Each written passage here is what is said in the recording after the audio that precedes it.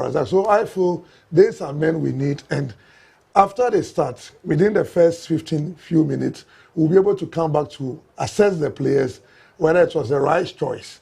But for now, they are the right choice because of the people we have in camp. Like you said, the entire technical team was there, and it's always a decision they make that we should go this way. So once it's done that way, I think we'll watch them and we'll watch them with eagle eye. Then we can also come out. Let me play the devil's advocate here and think like many Ghanaians on the streets. Our captain is the oldest player, but we are still giving him 90 minutes.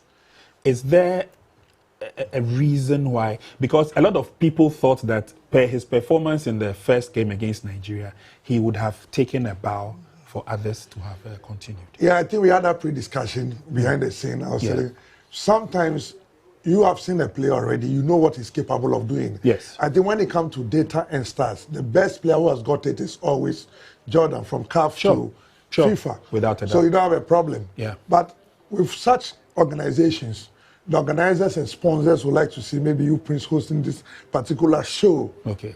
So once so it comes with the so once it comes with that request, you don't easily go with technicality.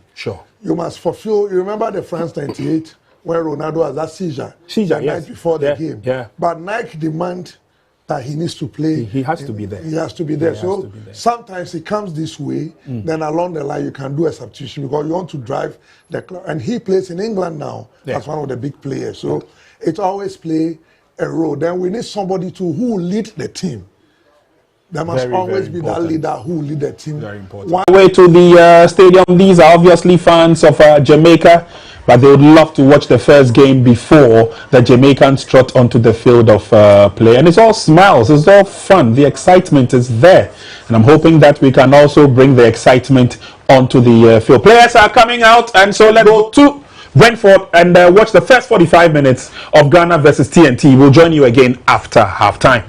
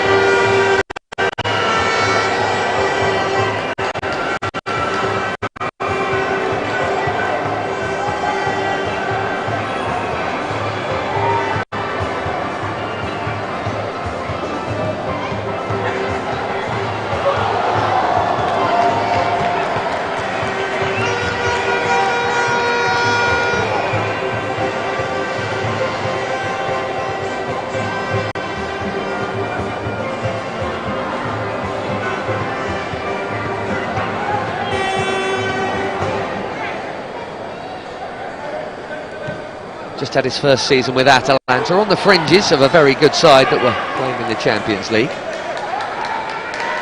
Played 9 times in Serie A, in what was a good season for La Dea.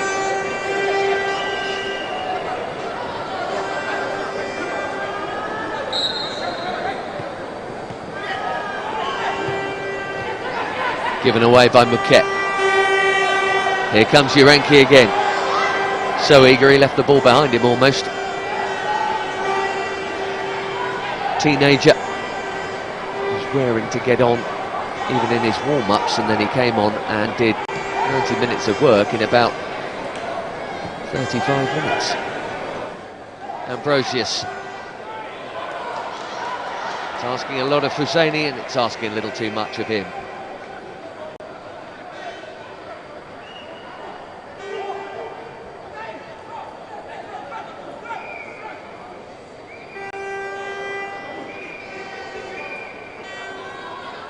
Husseini's just had his breakthrough season in Belgian football with Union Saint-Gilloise, and in this senior call-up. Late debut off the bench on Wednesday, and a first start for his country here. A proud moment.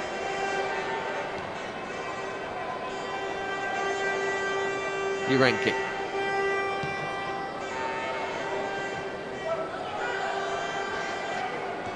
Ambrosius and Simpson, that back two. Neither experienced. One had a good game, that was Ambrosius, and Simpson had a rather tougher one. It looked like they swapped sides here actually from midweek, as Mensah gives it to Ayew, two of the more experienced, the most experienced players in this 11 anyway. Forward by Abu Francis. Urenki with the early cross, and it's a good one for his captain, who couldn't quite get there on the stretch, but that's a lovely delivery. Ghana making the stronger start here a few minutes in.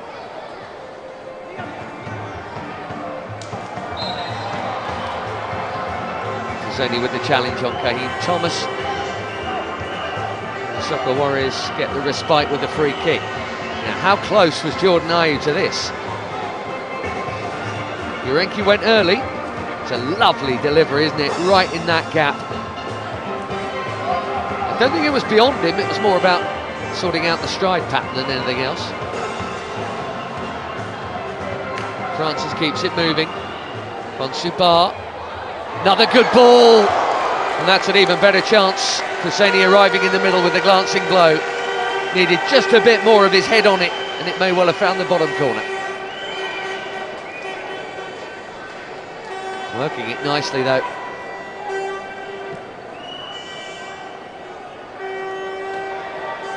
Really bright start from the Ghanaians here.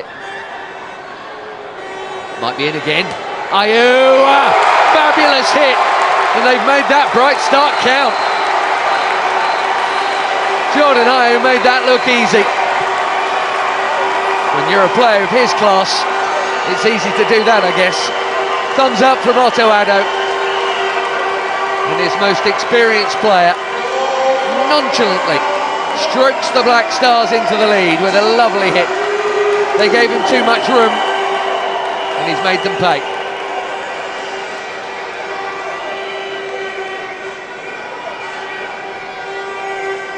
Cheap turnover.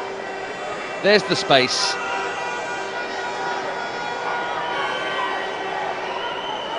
Made that look so routine. What a goal that is.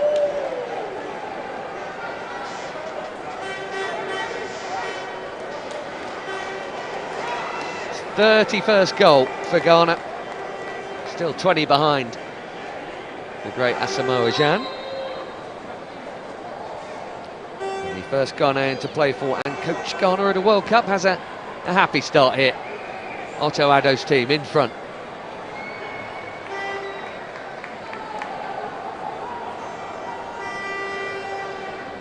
Looking for his 10th win across his 2 spells as national team coach.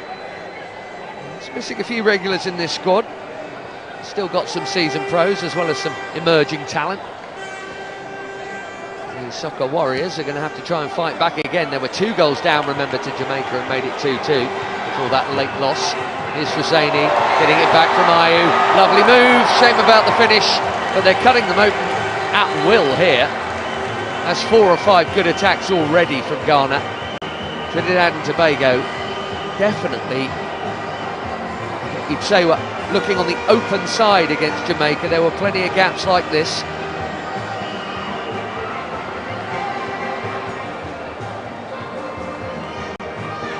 Lee Him is up again, having been down, the Trini centre-back. Husseini will be fancying a first Ghanaian goal on his full Ghanaian debut here. Bowled out by Saint-Hilaire. Nothing as of yet, only 8 minutes in of the Soccer Warriors going forward. Tough start for Dwight York's team here. Very much on the back foot.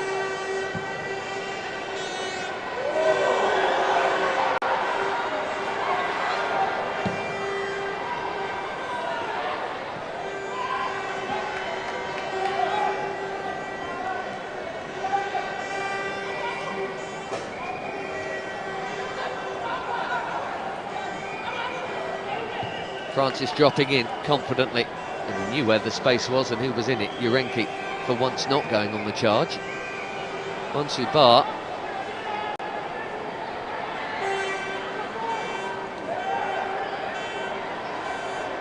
Urenki again.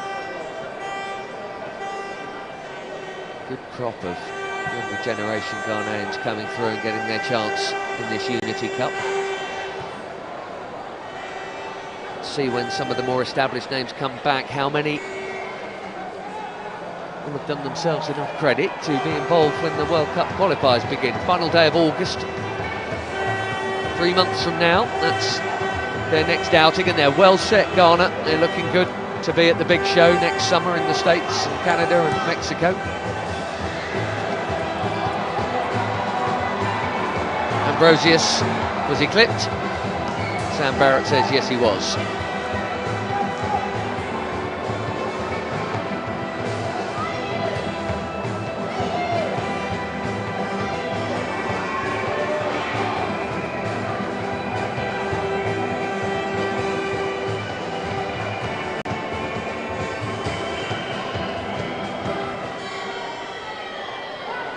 You don't get that here in the Premier League.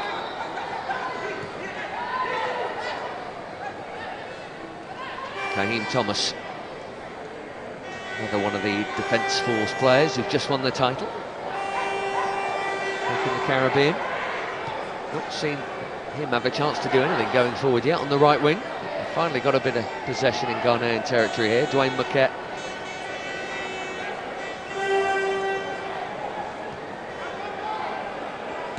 Sheldon Batto. Marquette did well to keep hold of that. Here's Thomas. Oh, given away cheaply again. We've already done that a couple of times. Bonsu Ba will be quick enough to get there onto Ayew's pass. Ghana looking for number 2. And very nearly finding it. Bonsu Ba with a good hit. Saint-Hilaire with a save to match it.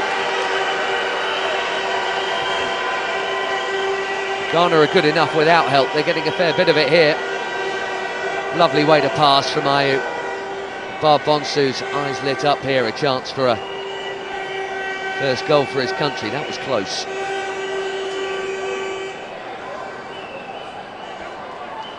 Another one of their Belgium-based players, plays for Genk, Christopher Ba Bonsu. I think that was just heading inside the post. Ayew with another corner.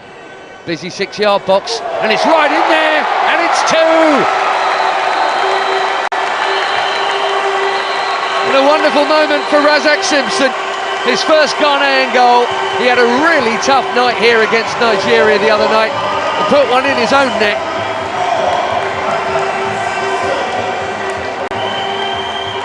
Ghana have begun on fire here. Otto Addo's team 2-0 up.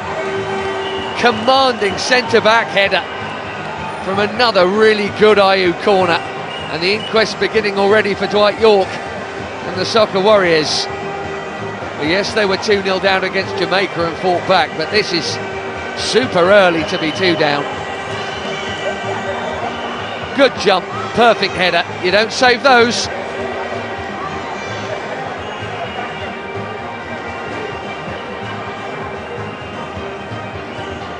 Brentford is a rather happier place to be for Razak Simpson tonight than it was in midweek. Great header at the right end.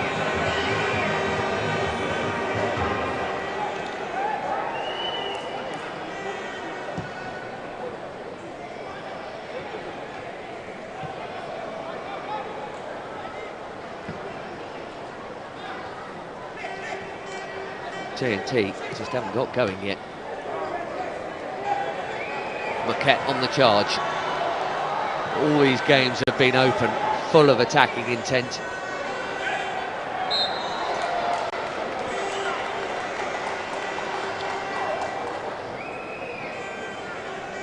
I'm sure both will still go for it. Still early days for Dwight York. It's only his 7th game in charge. But Caribbean nations all-time great. Captained them to their 1 World Cup. Well, that's a giveaway to Joevin Jones.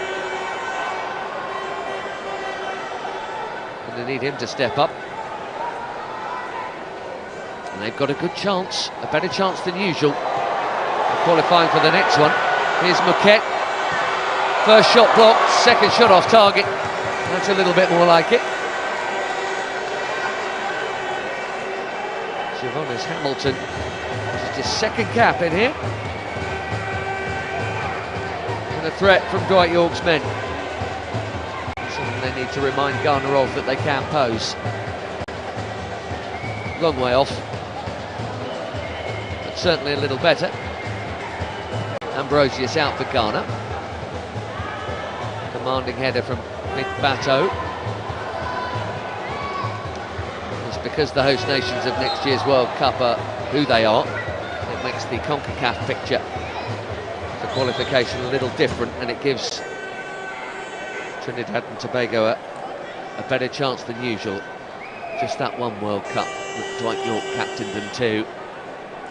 And even though they didn't score a goal, they did take a point, and it was a huge, big deal to be there.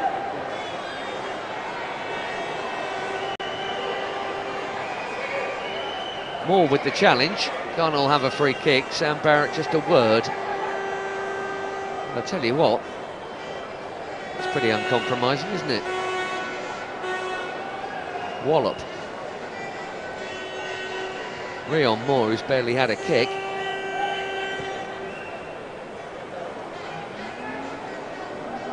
He's the one who's down here.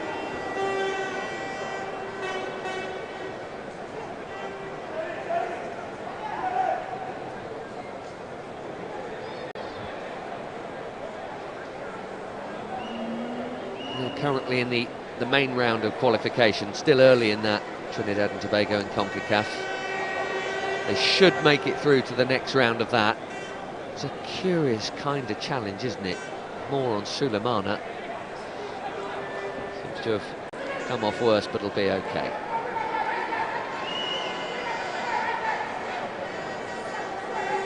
Essentially, Trinidad and Tobago, Jamaica, Panama, Costa Rica. They'll be the nations playing for what will ultimately be 3 more CONCACAF places at the World Cup. Certainly not had a better chance of making it since the one and only they have had back in '06.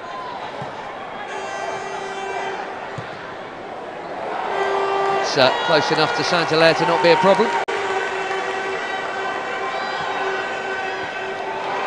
Well read by Ambrosius.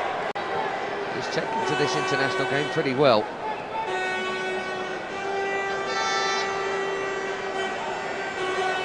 These 2 games, only his 3rd and 4th caps. He plays at St Gallen with the keeper, Atizigi, and he looks very comfortable in there already. And his partner, who had a wobbly evening, has had a good start today. Bonsubar, off he goes again.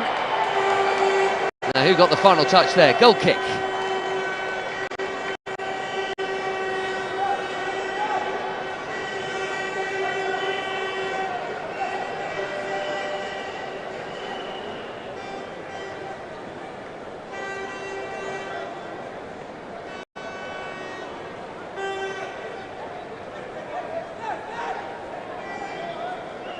No Denzel Smith in this squad, who played 2 qualifiers so far. Jabari Saint-Hilaire in today. The veteran 40-year-old Marvin Phillip, closing on 100 caps played here in the Jamaica game, and was beaten by a couple of penalties and a spectacular overhead kick.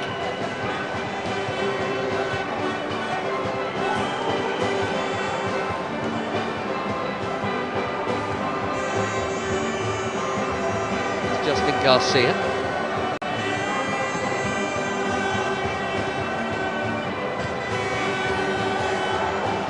Bateau.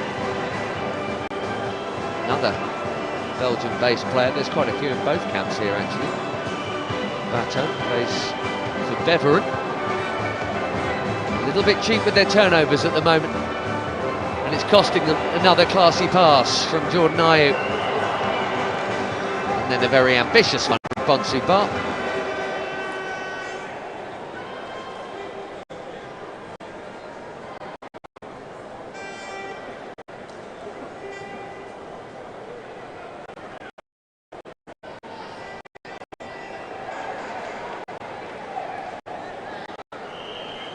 Moore coming in short, a little confused by it, gives away the throw.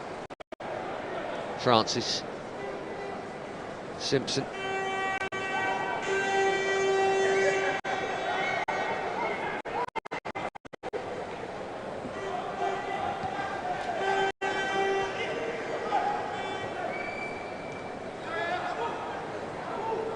Dropping in short, Suleiman. Ali thought he had a sniff of stealing that. Urenki. Suleimana.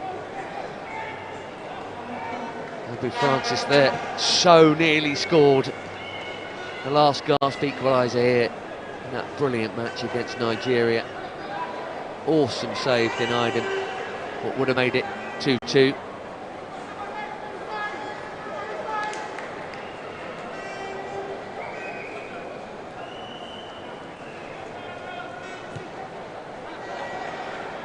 Nice ball for Husseini here. Found himself some room, and he's won himself a corner. That's a good hit. It's pretty central, but it still needed saving. Tipped over Saint-Hilaire. Almost all the pressure here coming from the Black Stars. Already 2 goals up and looking strong. Finding gaps and then creating more. The slip helped there, obviously. Jesse Williams relieved, having lost his footing.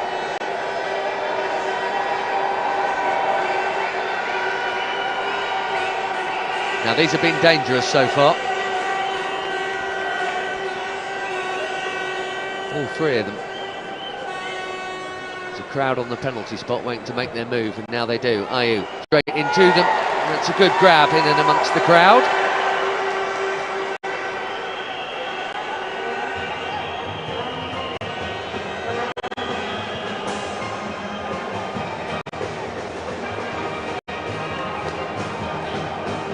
Do that. Caleb Urenki. Excellent from Mensah. He was pulled back by Jogan Jones. Play will go on though. Good advantage played, Sam Barrett. Bonsu Ba on the charge again. Really well dispossessed.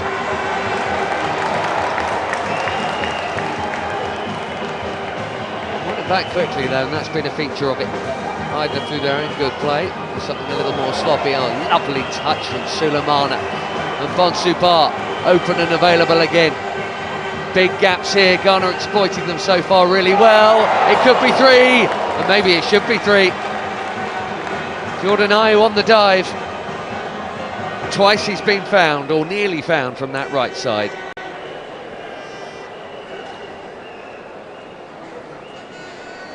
Defensively, TNT look there for the taking here.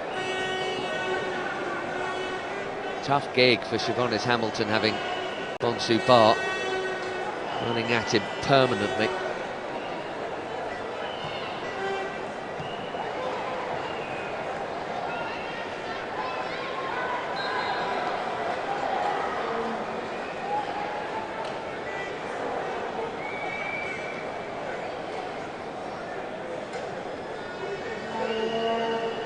They're going to need their warrior spirit here. Halfway through the first half, Very definite second best thus far, TNT. Moquette. And again, Ambrosius confidently striding up from centre-back, believing he can win it and winning it. That scratcher for the skipper, Jovin Jones.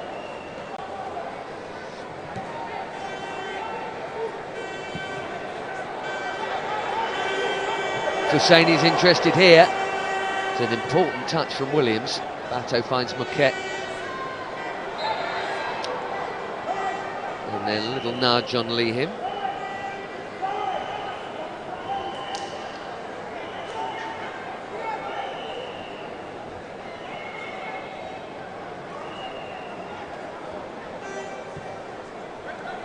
Just a second cap for Lawrence Ogyekun there. Plays with Abu Francis in Belgium at Cercle Bruges, so that'll be part of Otto Addo's thinking, I'm sure, playing two younger players who already play together in midfield. Outside the ground and inside, Jamaica fans here early ahead of the final. Steve McLaren's team taking on Nigeria. It's kicking off about 4 hours from now.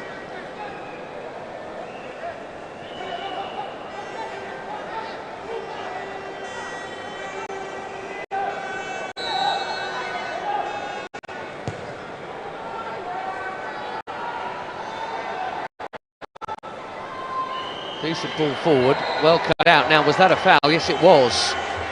Justin Garcia looked like he got pulled back there. Free kick in a decent position here.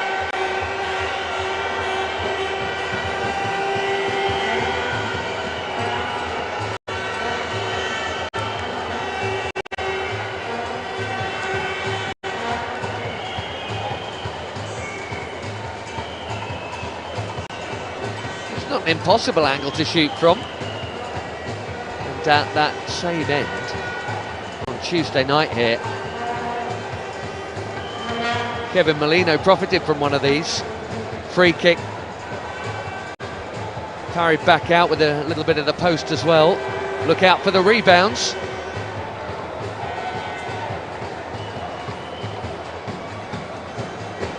That's how they made it 2-2 in their comeback then. See who reacts first and fastest if the wall can be beaten.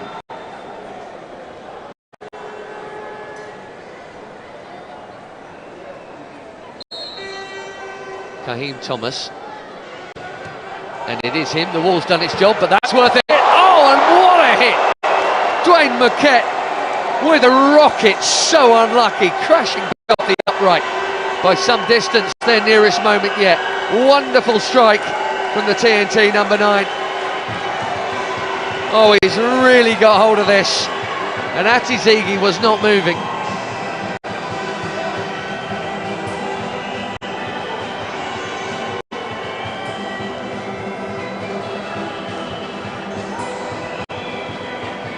Beautiful, clean hit. But the break is on here for Bonsu.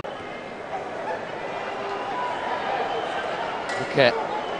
Where's the number 9 that doesn't remotely play as that player? Creative midfield force, if anything.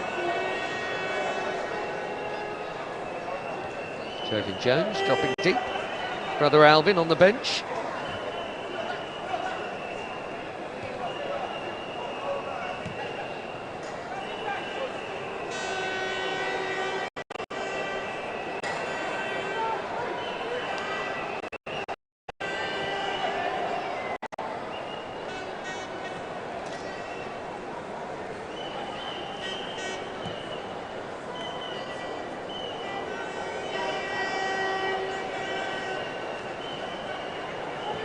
Moquette to Hamilton.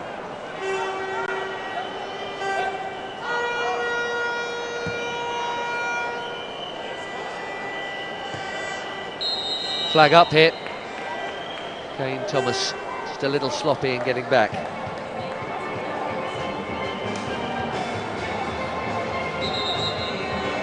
Now this is well worth another look.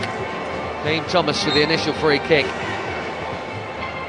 You cannot strike a football any cleaner than that.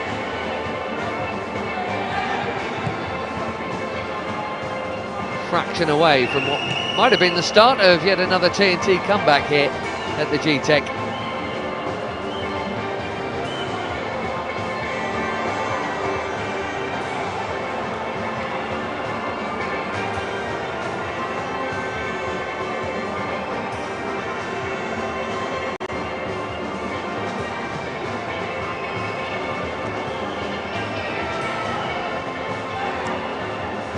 Ambrosius hoisting it for Bonsubar, been a permanent threat. Here he goes again.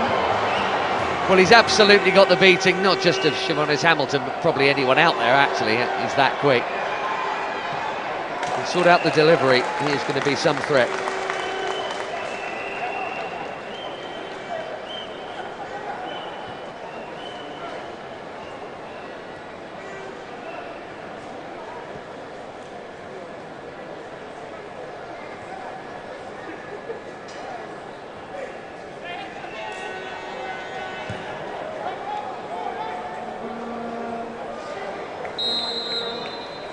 Offside by some distance there. Maybe Francis caught upfield.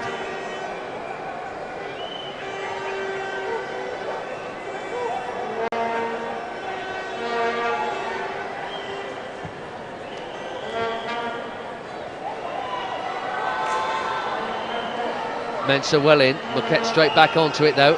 And that's a really poor pass. Thomas looks so disappointed, he should have received it instead. There's a counter on for Ghana. Jesse Williams tackled from the wrong side.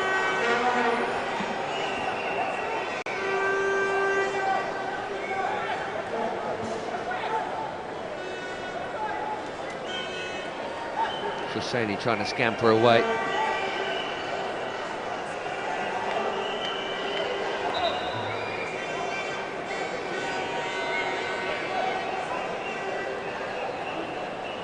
Jabari Saint-Hilaire isn't just having a nap, there is some treatment coming on for him, and this may well be something a little more tactical from Dwight York.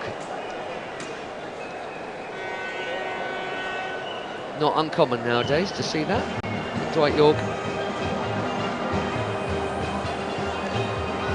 He's got a lot of seriously important football matches coming up.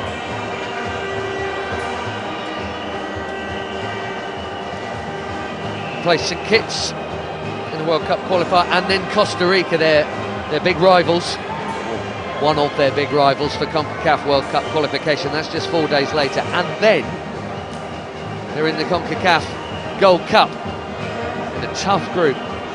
The USA, Saudi. A smiling Jordan Ayew, and well he might be. Beautiful opening goal. The veteran skipper, really sweet strike, and then an assist to follow onto the head of Radak Simpson.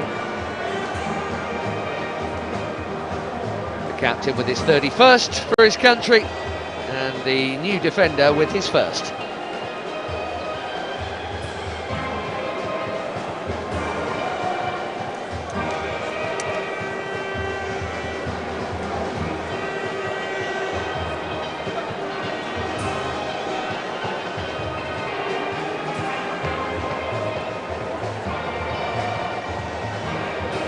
One suspects Jabari Saint-Hilaire is okay to continue his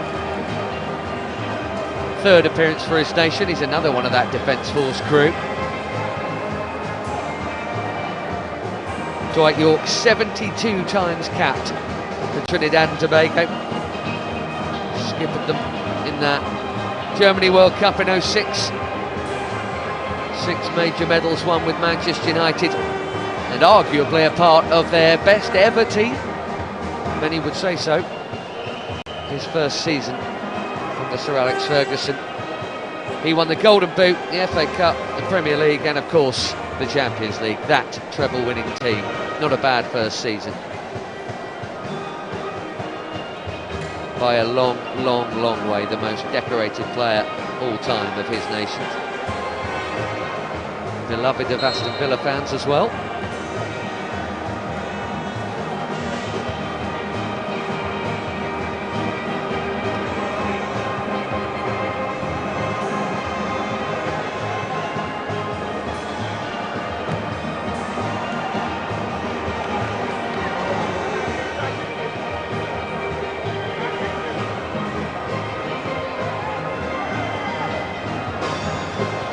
Little bit of space here, and a lot of it for Gideon Mensah. How about that for a long ball?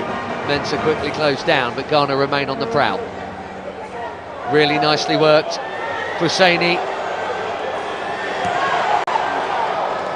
Big deflection on the Francis hit brings yet another corner.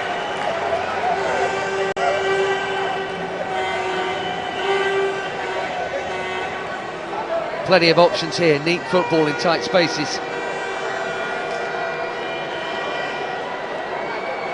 May have been curling wide of the other post, but it ricocheted off Marquette, not Jordan Ayew. And he had another corner.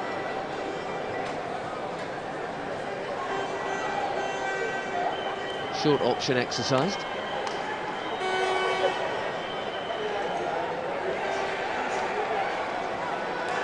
Husseini.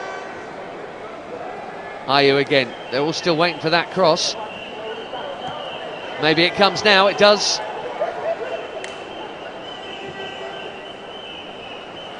Simpson.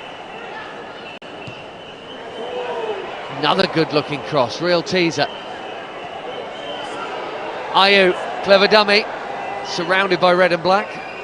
Urenki, that's too deep. It's so deep, it's turned into a useful pass for Ambrosius. Husseini, and eventually they've managed to close ranks, and maybe there's a counter on of their own here.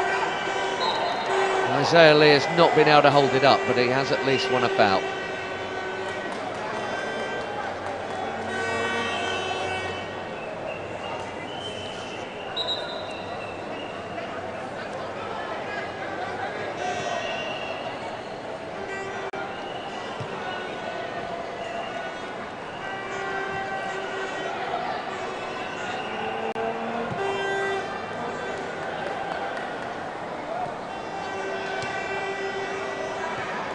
Williams, Marquette and Jones.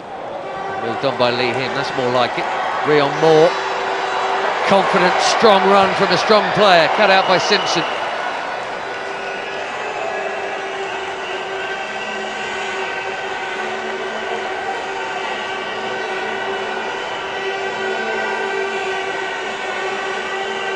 First glimpse of him doing that, and that is his thing. Powerful wide forward.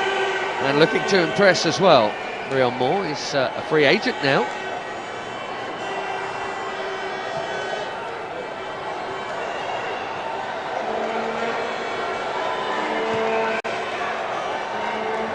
Disappointing cross.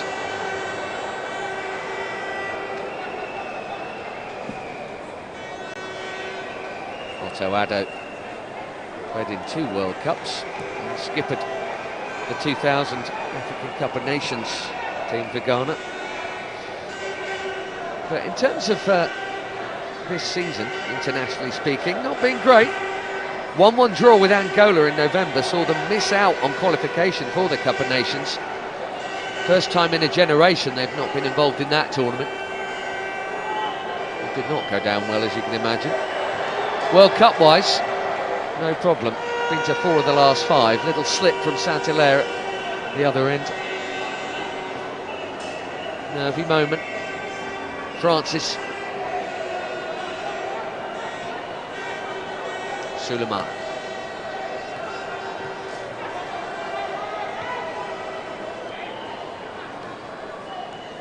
Bonsu just taking up a central position, and that allows Urenki here to run into the wide right space.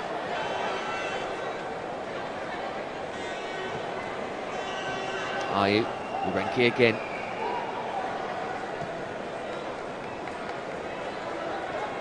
Very deep TNT. Here's Husseini. Mensah. Flying stop, and he nearly let it slip. Gratefully grabbed. Second time around on the deck.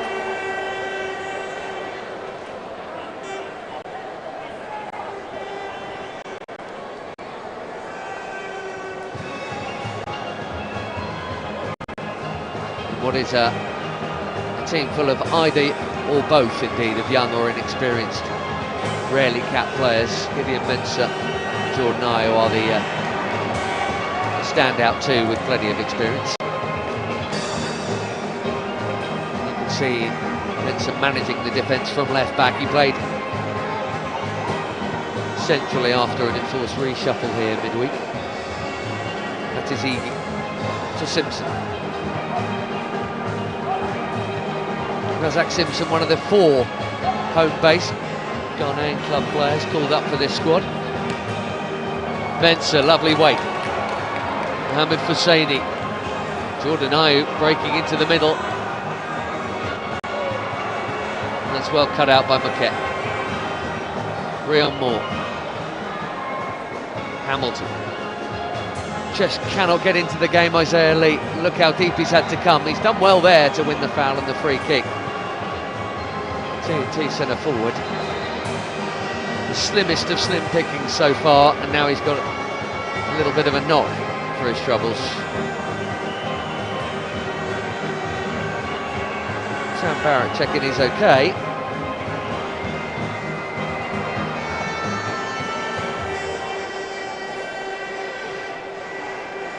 Bonsubar trying to win it through the legs. So limping Isaiah Lee, making his way back up front. 13th cap for him tonight.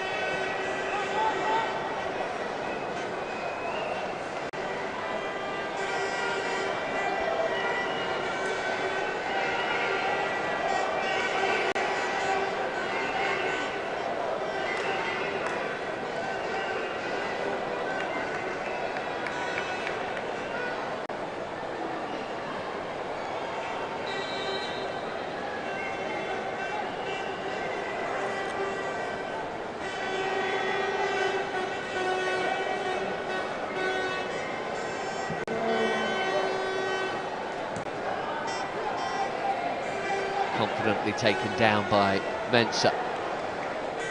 Swivels away from the attentions of Isaiah Lee.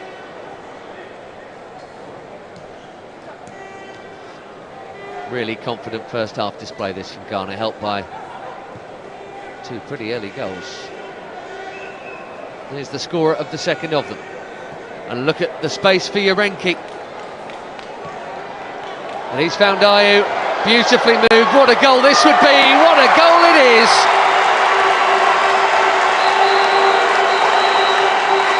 Fouzaini celebrates like Simpson before him. His first goal for Ghana. It's their 3rd of a dominant first half here, and that was brilliant. Yes, there were gaps to exploit, but that is back to front to back of the net in no time at all. Trinidad and Tobago absolutely sliced open by that.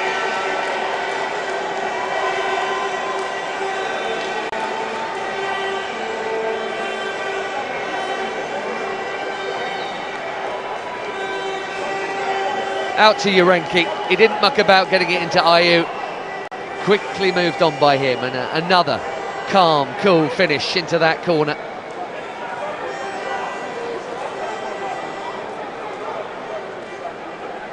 Good goals.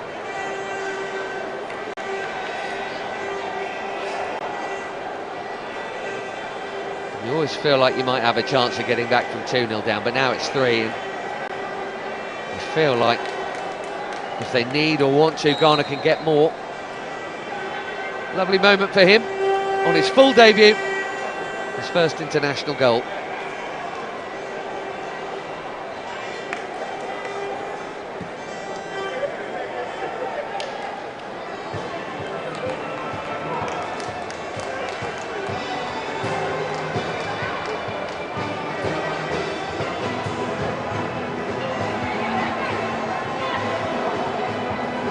Little flick from Ayew, a good one.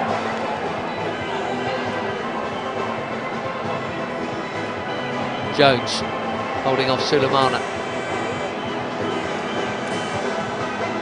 Big moment that, Dwayne Marquette's shot against the post. That goes in, maybe there's a bit of a different feel. You still reckon that Ghana would have their chances because they do look open at the back.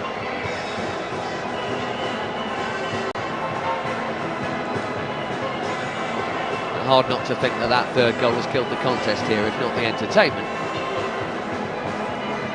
Moore. Back to Garcia.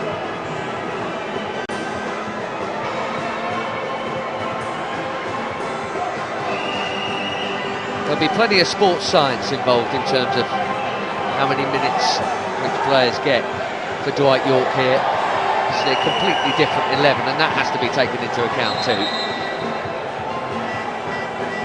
with what they've got coming up. Managing those minutes, all part of the plan. We'll see what he goes for after the break. Try and give them something to cheer about.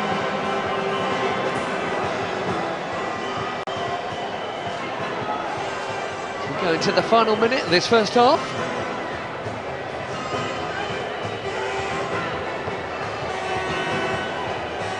Pretty good smiles for 3-0 down.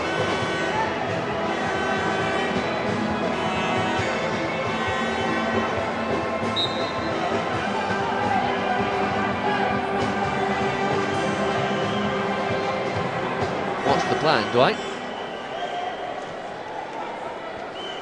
Urenki. Breakthrough season in Denmark with Nordsjælland, Caleb Urenki, and there was a little bit of a buzz about him being involved in the Ghanaian squad for the first time. He has seriously justified that. That second half performance here against Nigeria, and another impressive first half here. Ayew and Ambrosius letting his captain take over. One added minute, and there might be a chance for a fourth goal. Bonsubar here. Tight angle. Off the bar, and the offside flag is up for the rebound. Thought Bonsubar had wasted his moment there when he could have taken it himself, but he's nearly created a fourth Ghanaian goal here, right at the end of the first half.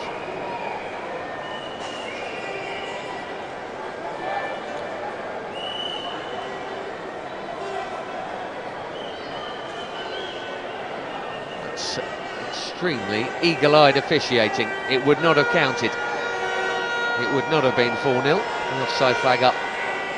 Fuseni will be happy enough with the one goal. And Ghana more than happy enough with 3 of them. It's Trinidad and Tobago who rather trudge off the pitch here. Jordan Ayew looking like he's completely in control of this game. His team very much are. He scored one and made one. Skipper with a lovely hit. Expect lots of changes from him. Renato Addo is coach. And certainly from Dwight York, whose soccer warriors have got a fight back that might be a little too much for them here, but a completely dominant first half Ghanaian display here. Ayew with the first, Razak Simpson with his first goal for his country with his second, and Mohamed Fuseni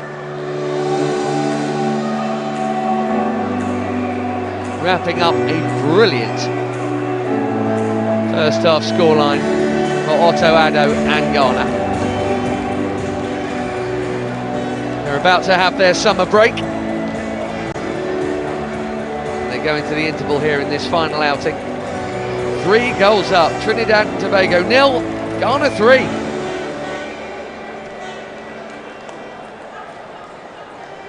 All right, so we're back in the studios, but I tell you that it's been a wonderful trip this morning to Brentford and back for the first 45 minutes. Many a Ghanaian has a smile on their face. If those of you, and those of you, I beg your pardon, who are close to watching and listening here, *426*8#. I want to give you some money. I want to give you brand new mobile phones. I want to give you branded tops and baseball caps. And so dial *426*8#. Just spend 10 Ghana cedis and you'll be walking away a proud winner. As long as you are one of our highest contributors or texters, you stand a chance of walking away with a brand new Tecno Spark 30 phone, plus handsome, tidy amounts of cash and branded baseball caps and t-shirts as well. End of the first 45 minutes, Ghana leading 3 goals to the good. And like I said, the smiles on every Ghanaian face says it all. The calls are coming in, the messages are coming in. I'll see if I can spend a minute or two to take some of the reactions that are coming. But a lot of people believe that it's been a very good exercise in the first 45. change of lineup by Coach Otuado, it looks like it has helped?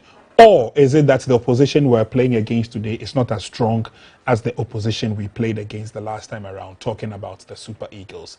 Josiah is still here. Coach Abiu is also still here. We'll take a look at what transpired in the first 45. We also have some highlights to share with you, but we'll do a quick break. And once we're back, we'll get into talking. 3-0 advantage Ghana. We're good to go. See you after the break.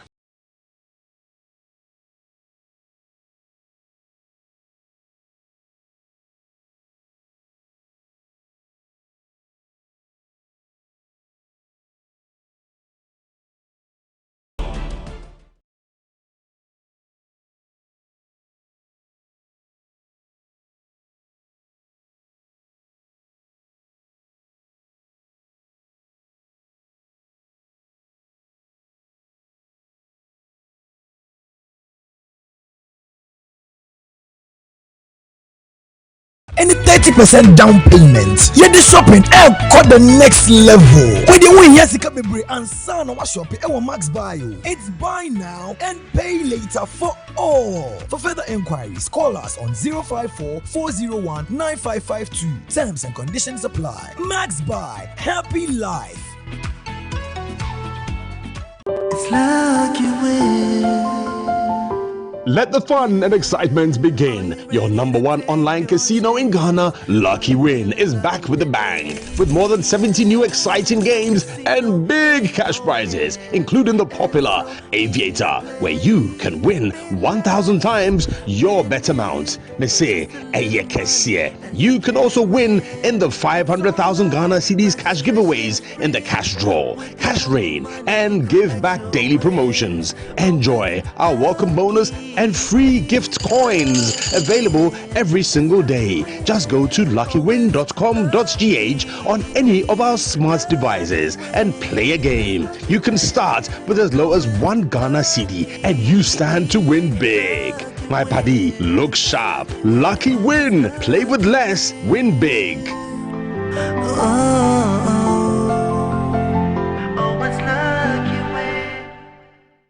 Everybody knows Acrobato, and if you know Acrobato, it means you know M-Punch Homeopathic Clinic. As an international journalist and actor, my health is my priority. M-Punch Homeopathic Clinic is my pillar in terms of my health. Let's hear what others are saying about M-Punch Homeopathic Clinic. Sister, please, let him talk to you. Who will be careful M-Punch one? Chesenami and Kasami problem. Let's say problems room. Intina ma wo ho idea ma me papa chese na nya asem ketewa na mkwan point no mo hwe me modem no mo hwe bibia na so mo meduro me fire no ene ma won kra mienu foforo kwa na mkwan mu a eba ti ene je dia ba fie pa. You heard everything yourself. Me ma me no adwodwo eda ho a wontumi nante ene ne ko end point o mama no nura ene ne ho eden a watimi asori anante. That's end point for you. Of Acrobato. Hello. Hey, ohwehwe what che. Okay. A free bra wo di end point wa dance. Am me call you no. Me just say man enkoyie en paso na my emre nyina na magina sebema na me no be fie for there e ho na nyina jaresa. You heard everything. I have secret. M-Punch is my secret. M-Punch Homeopathic Clinic. I'm free.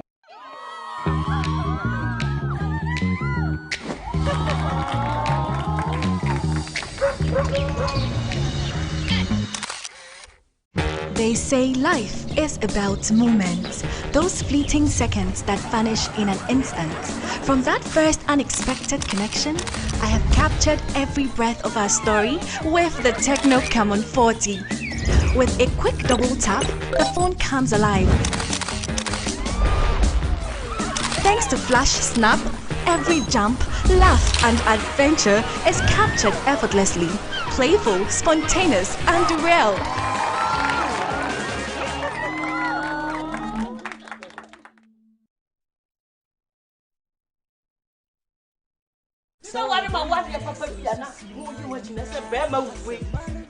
Yeah, this is my secret. Give us P capsules. Pema, I want to go from now on to me to my din one pem. Give us P capsules. Overdo as a mama. Or no, enemy lawyer. And to lawyer no na show bottom. Are you from? na ba no me si ba betia mo a ese ni die busa no no ni de na fi waka wo e fe ni give us cold capsules say yes yare na wo so ko di di wo ni pedwam woni na wo posa amamman entimi ma wunja wo nan yi wonum give us cold capsules a obeye free lawyer give us cold capsules and a give us pea capsules hey and a give us free open chinasoma Meme wadi ifedu watwede kronkwa na efa. Give us cold capsules. Apemfo abatra wo mo manufo ne nkwada wo ne ifedu mienu nka. Premium Ghana cocoa beans. Selected with great patience. Roasted in time. Grinded into a fine, rich cocoa powder. Tempered with a perfect amount of milk. For a rich and creamy taste, filled with abundant goodness of the satisfying taste of cocoa, enriched with a burst of B vitamins, iron and zinc. Niche chocolate drink, taste of Ghana, enriched with. This advert is FDA approved. Apomuden ho nsem agi ensem ho ema osuru yedin ema sase ediawere ho enti onyankopon nam da esumu eda enua ene habama ebeji adasama enkwa ekire adujamfi okumanini barima enu akire no adujamfi esa kotra kwayem edaduanan agwamfa nsuo ankana no menu mienu apomuden panti wenti enigisem onyankopon de yare nyina so tumi ahye Dr. Tamda sonsa gise di wawuo anase yesie no koa ene wontimi na yare sabia ho de wasiesie ho kama fika krabi baji wa yare sa ewo kumase abuakwa agogo frayen 0244 774282 oyalfo bia kaise udimafo eye midimafo ba clinic Dr. Time.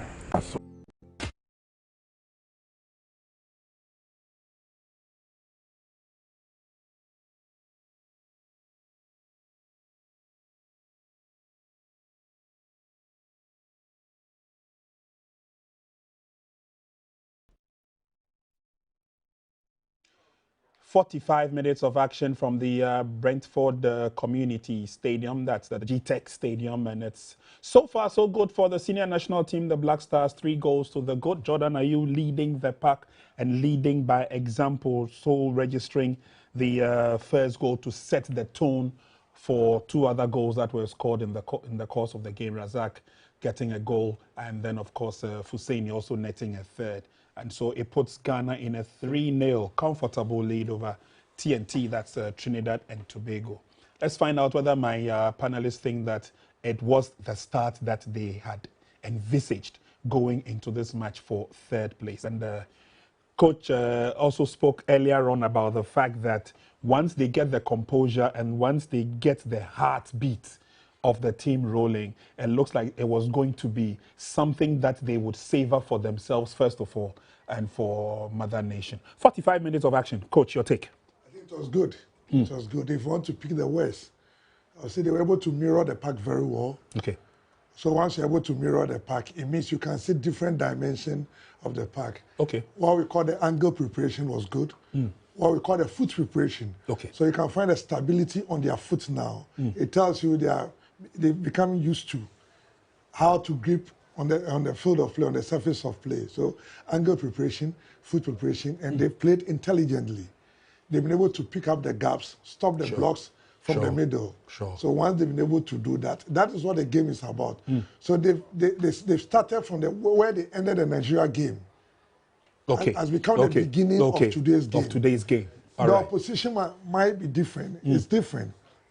Where that psychological block is being cleared. So it gives you another 30% of performance. Okay, let's walk through the goals that were scored. And again, like I said, leadership by example. Are you in the right place at the right time? It looks like he's taking firm control. Yeah, he's taking firm control, and he believes he's the captain of the ship, sure, definitely the ship will sail very well with your command. Look at the left footer, where he positioned himself. He was able to outrun. That's what I'm saying. That's why I use the technology, mirror the pack. Okay. So watch the first pass and the second pass and the third pass. It tells you he has already found the space, seen the position of the goalkeeper, and know that once the ball is kicked very well, curl out of the goalkeeper, they'll be able to get a goal. So, and on his left foot. Yeah, on his left foot. And it tells you once the pitch is good, you're able to mirror very well and pick the angle. And what we call the foot preparation shows. So you go back to their warm-up earlier on, and you realize that they were working on their feet very well. And let me take a comment from Josiah, especially on Razak's goal. Has he redeemed himself? I think he has. Yeah, but and a lot more. Let's credit the coach for having confidence in him and to field starting him again. I would say, after a very, very shambolic first 45. The second 45 in the Nigeria game was when he started to warm himself up. And we could clearly see he was one of the reasons why we even pulled one back, because he was so pivotal in our goal, in our consolation goal against Nigeria. He started the move from very, very deep. But, you know, goals like this for defenders actually, it boosts that confidence. Because, I'm so happy for him. For a player playing in a local league and you get a call up to the Black Stars and you have such an abysmal 30 minutes. Prince, very few players can just pick it up and get back to the level we are seeing him play. And just look at that, was a towering header. And I just love that dominance in the 18 or the 6-yard box. Typical Nations FC goal. That is what you want. And the delivery from Jordan Ayew is just inch perfect. But then it was the connection for me. And now you can see that he's growing in confidence. He's not an attacker, but sometimes goals helps defenders, players, regardless of your position. And just look at that. He was, I think, sandwiched between two Trinidad and Tobago players, but then he still managed to leap very high and get that goal for us. And we had the third goal as a consolation towards the end of the half. Again, another brilliant footing performance from Fuseni. And I think they all seem to have done very well. Second 45, I've got 30 seconds. Coach, what do you think? I think all they need to do is to keep the shape, mirror the pack very well, keep the blocks and create spaces behind them. Just like they did in the first half. Okay, Josiah? Yeah, I just think now you just need to have a firm grip of the game. Don't give away too many chances. Don't forget TNT can come back. Yeah, they've come back from 2 before. We've never seen them come back from 3. So maybe that's what we are seeing. At least, daylight between ourselves. Exactly. All right, so viewers, let's head back to Brentford. And we'll leave you to enjoy the second 45. Will come your way again at full time. With their 3-goal lead is staying as was for now.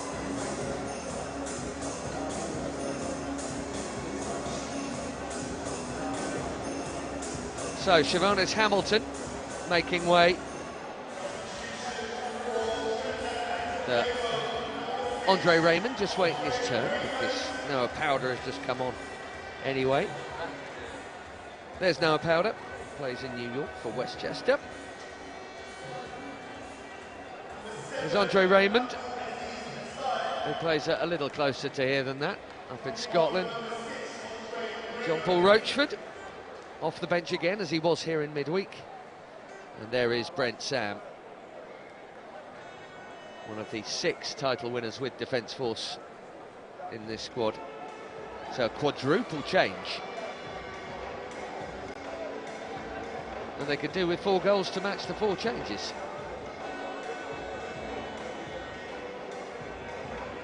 Let's see what the reshuffle is.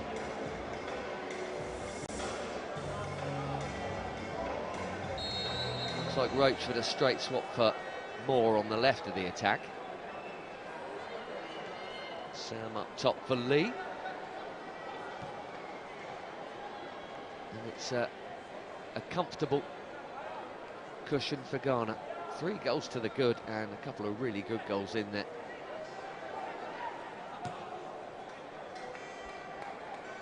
Simpson's header wasn't bad, that was his long pass in search of Fuseni.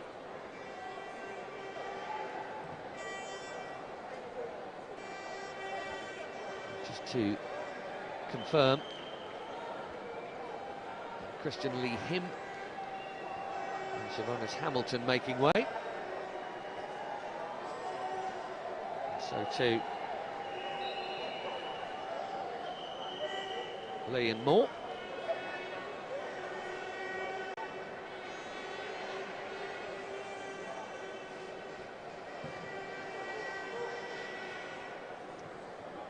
Bale's replacement, an instant target for that. John Paul Roachford. Plays at the famous Port of Spain club. Andre Raymond here. Jovin Jones. Powder keeps it moving. Thomas on the run, picking out Brent Sam. He's laying it back for a teammate that wasn't there. Jurenki drills it. Long, long way to safety.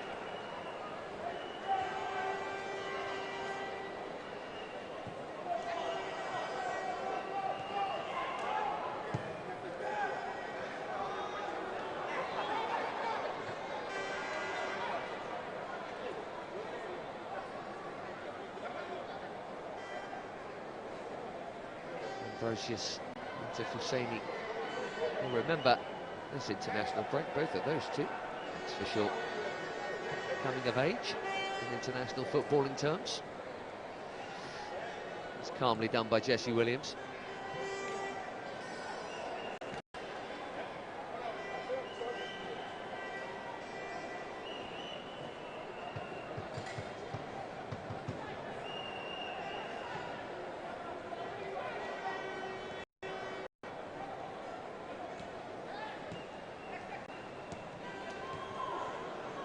Heavy touch from Ayew. Moquette. Ayew again. Always good awareness. Peripheral vision is Jurenki. Francis was strong enough to hold off Jovin Jones. Not accurate enough with his pass. They couldn't get counter on here.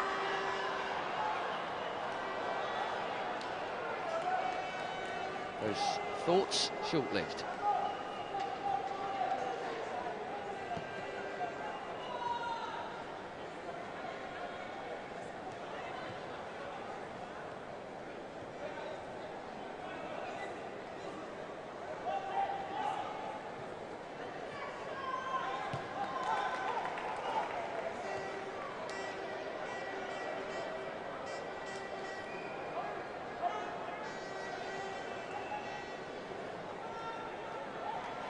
Ayew, pretty free roll.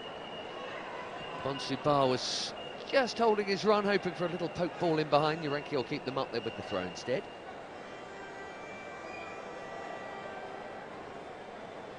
Happy coach.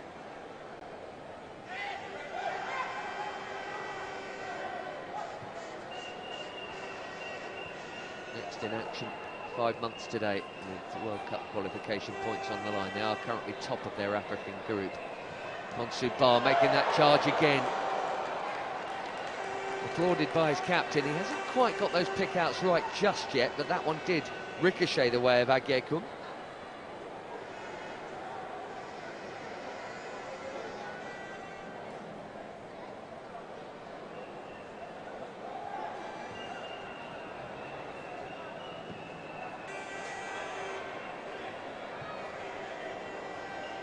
All new on the left. With those half-time changes, Andre Raymond here. Able to eat up the ground. Roachford through the legs of Jurenki, and Raymond again, skipping away from the challenge, but Jurenki is keen and hungry, and he's not going to let go lightly. He's forced him back well there. Here's Noah Powder. 29th cap for him, played all over the US. Still does. Moquette. Jones.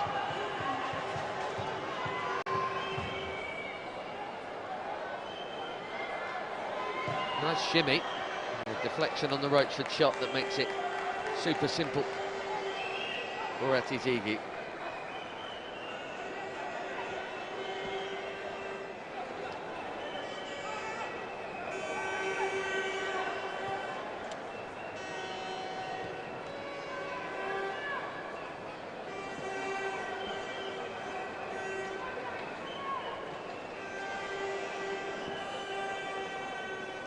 Sulemana dropping in. Playing in that midfield engine where normally Thomas Partey might be, well, without a fair few. Maybe Duseidu of Rennes out with an ACL injury. Lamptey, Partey, and then the current real stars, Semenyo and Kudus, who play not so far from here in the Premier League. They're missing. Lovely touch from Ayew, but I suspect the flag will go up. And that's a bit of a collision. And they've both felt it by the looks of it. Worth scampering on for sure. But Ayew was definitely offside. This is why you want the flags going up earlier, but I think we all know that's not going to happen. It's definitely off. You can see it here. And he did his best to stop, in fairness, Ayew. Right at the end, you could just see him put the brakes on when he knows he's not going to make it. Just there. He can't really stop himself, though, with the momentum. That could be a painful one. And maybe one that requires a change. There's any consideration that concussion could be involved here.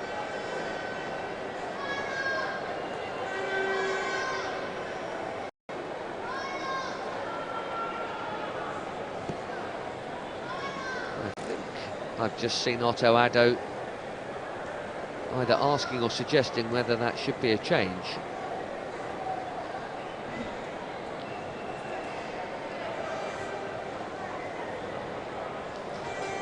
Well, he's up pretty quick, that's always a good sign, if not definitive. Jamaica fans in the house for the final against Nigeria later. This ground steadily filling up over the course of the day ahead of that evening kick-off for the trophy.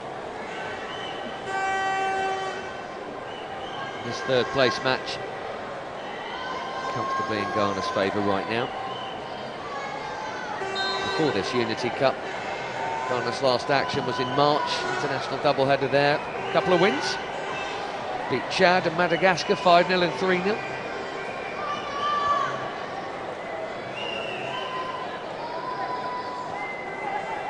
Simpson back home to Atazigi. Not really seen any saves from him. One shot whizzing past him and crashing off his upright. Probably like to be able to show his coach a little more than that. Brent Sam doing the tackling back there, the replacement centre forward, but having to come deep just to get involved even in a 50-50. Out by Saint-Hilaire. Good touch that from Roachford. And then a cheeky effort. But Atazigi watched all the way. Right on cue, he has had a save to make, albeit for one.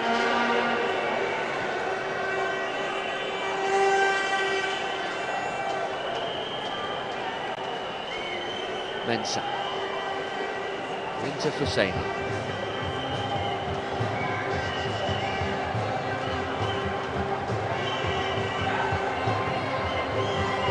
It's a cheap giveaway by Simpson. He's a lucky boy. He definitely got fouled having won it back, and the yellow card is going to be out for the challenge. Roachford is going to be booked here. First name taken by Sam Barrett. Simpson is fortunate because he gave that away and the ricochet favoured him, and then he was definitely fouled. That was a poor ball, but that was a poor challenge. The substitute is the first to be cautioned here, and that's the effort just preceded it.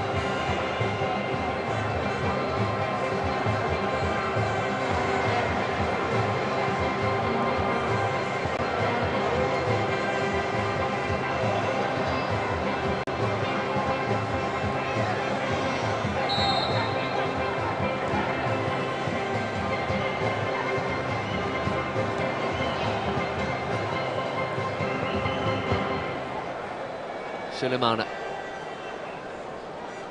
Feels like the foot's off the gas a little bit from Ghana here.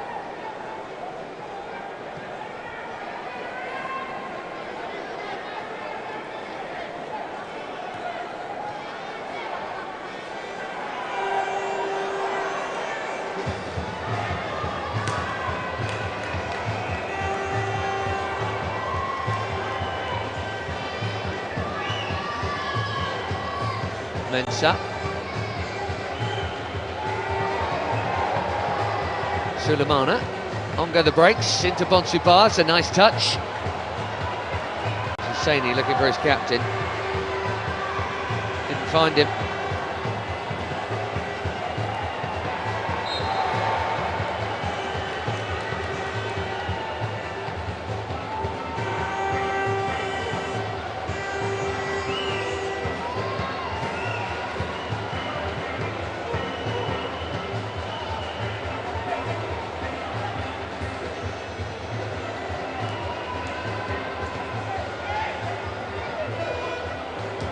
Did that stay in for Roachford? That must have been tight. Whole of the ball? Well, it's been given as such. Ghana's throw.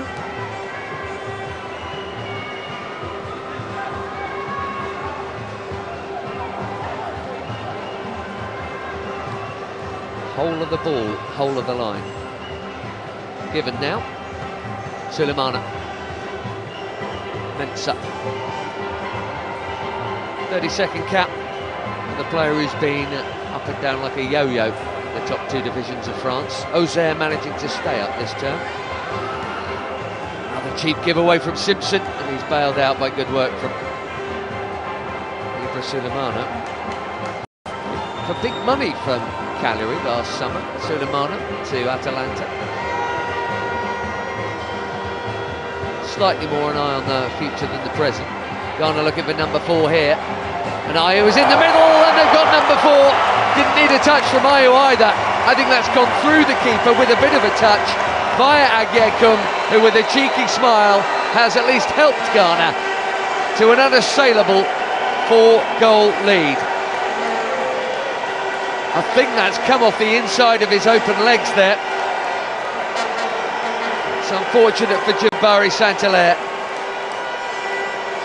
In a curious way, for Ghana to open up the lead even more. Yeah, it's not convincing, and closer inspection is not going to do Jabari Saint-Hilaire any more favours here. Should have done better.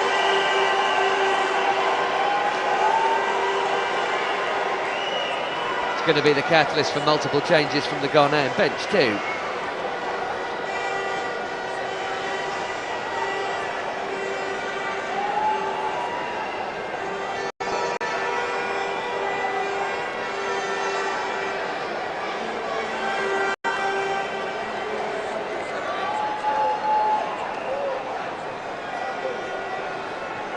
So, coming first,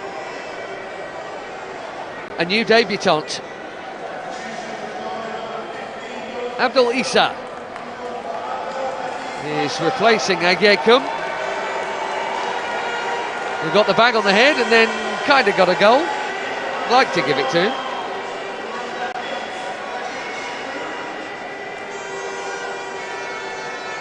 Also making way Sulemana in midfield, to be replaced by Majid Ashimeru. That'll be a straight swap in there.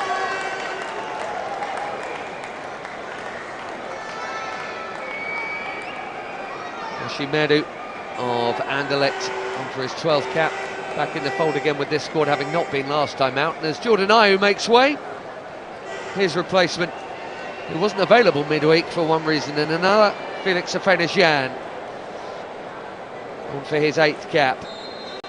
Juventus youngster.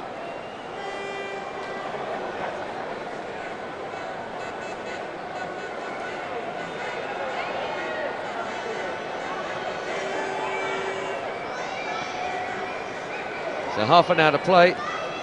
No doubt who's finishing 3rd at the Unity Cup.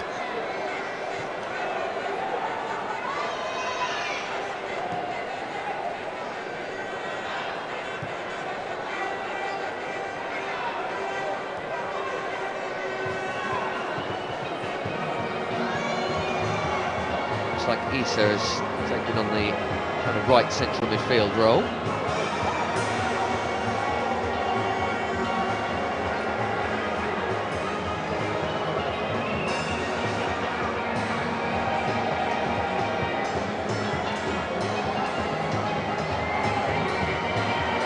Looking for number 5 here, Bonsupat. Both games right from the off, meaning business.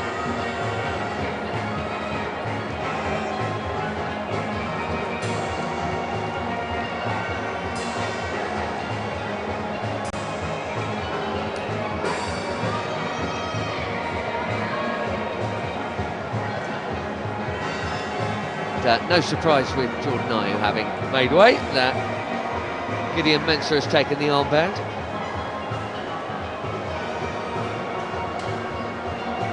Got more caps than most of the rest of them put together now.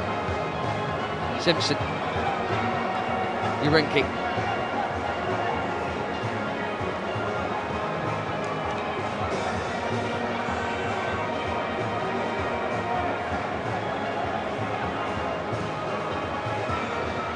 Ziggy, I think he's overhit that one. It was out of play before Bonsupat could get there.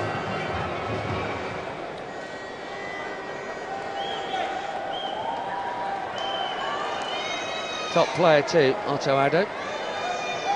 15-year club career spent in the Bundesliga.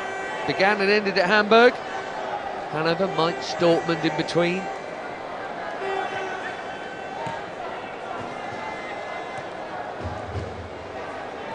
Was assistant, then he was interim, then he left, now he's back.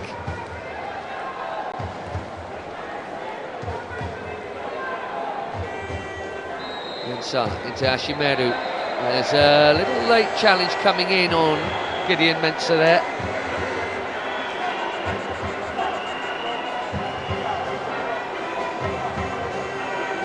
Kaim Thomas, the one who arrived a little bit late to the party.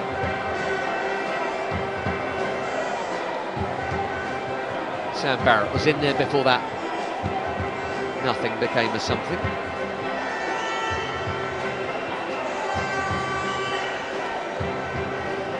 All friends again. Half an hour to play.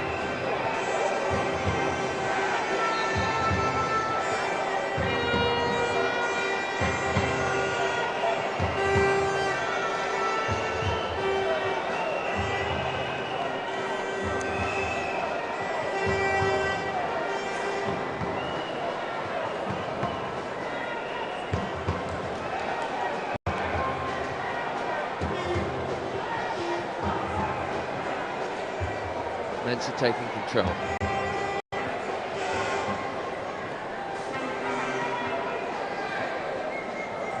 Nicely offered infield, Abu Francis, and here comes Mensah, and plenty forward with him.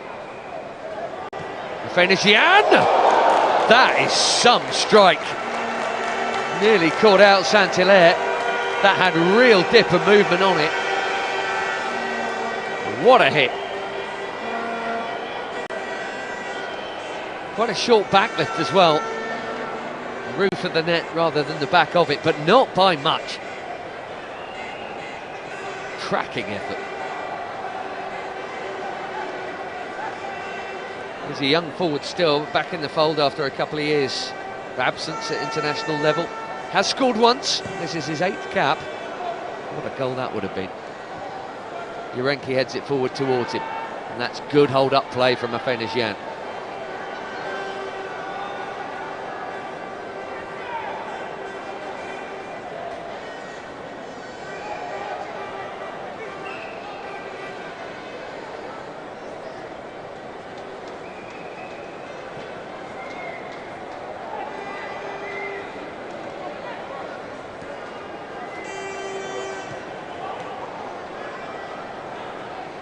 But never backward in coming forward, and this is him again closing down here.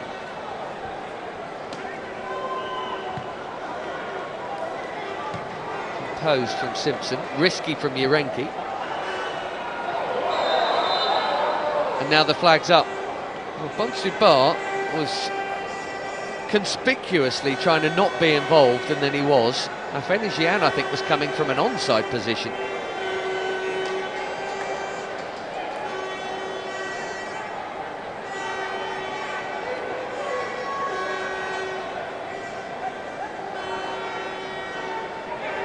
Trinidad and Tobago have had a 2-2 draw with Grenada and a 7-1 win over the Bahamas in their qualifying group. It's to get into another qualifying group from which only the top nation will go through, and there are 3 of those groups. So basically, in the CONCACAF region, there are 3 places up for grabs, but you've got to bear in mind that USA, Mexico, Canada are already in anyway, so it is a different qualifying picture for the 2026 World Cup.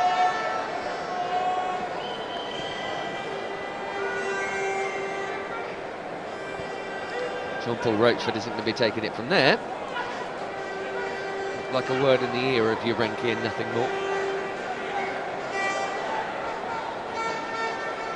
Noah Powder is going to deliver here. Not seen too much of that warrior spirit from TNT here. Still a quarter of the game to go. Let's get something on the scoreboard.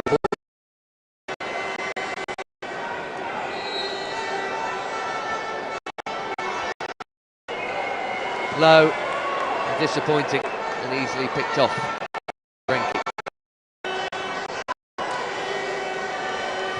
Powder's got it back. Smart pass. Jovin Jones.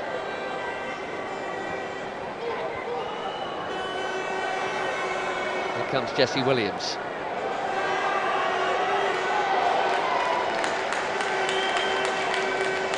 Pretty quiet day at the office for Lawrence Atizigi.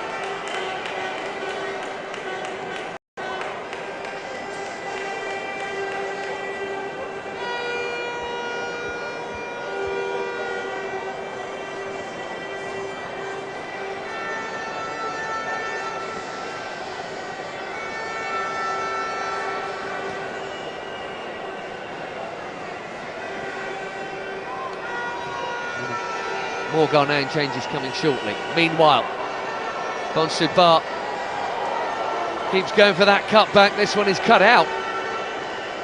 Corner for Ghana.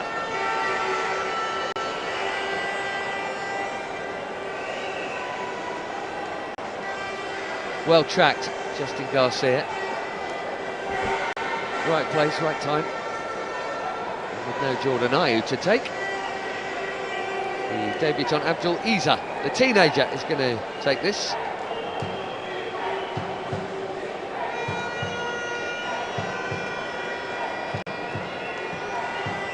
Deep delivery from Isa, not a bad one actually. It seemed to be in the vicinity for Ambrosius to attack.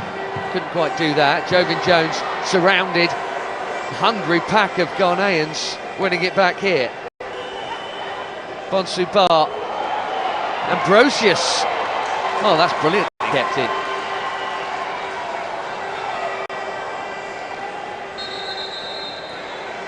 Before the throw can be taken, we might need some treatment here. Sheldon Bateau. It was, who somehow managed, well, not only to get the challenge in, but to keep it in play. That is improvisation of the highest order.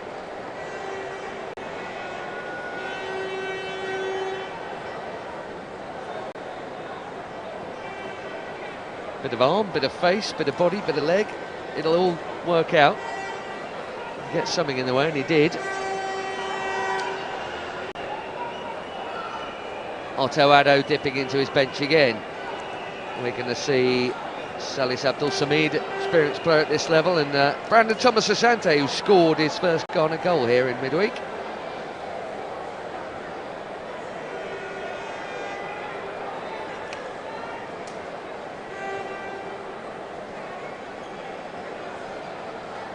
You'd have thought now would be the sensible time to do it. Referee Sam Barrett just checking on if Sheldon Bateau's okay.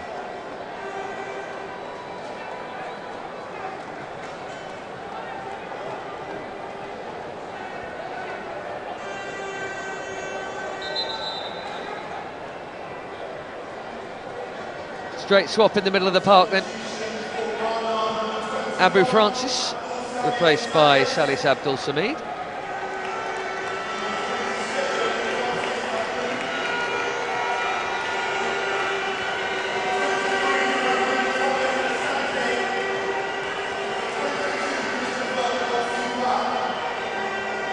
some indecision here as to who else is coming off, actually. Is Brandon Thomas-Asante coming on for?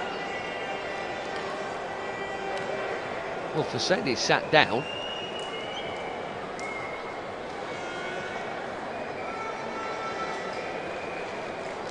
And whether that means they might change their mind about who's coming off, well, we'll see. Fousseyni looks like he's cramping, but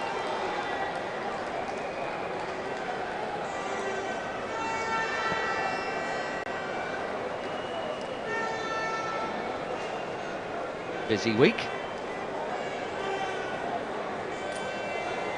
for Fousseyni. Debut off the bench, first start, first goal, and ending with cramp. Sheldon Batto seemingly okay. And what's the plan with Brandon Thomas-Asante? That's what he's trying to find out. And if he is coming on, who's he coming on for?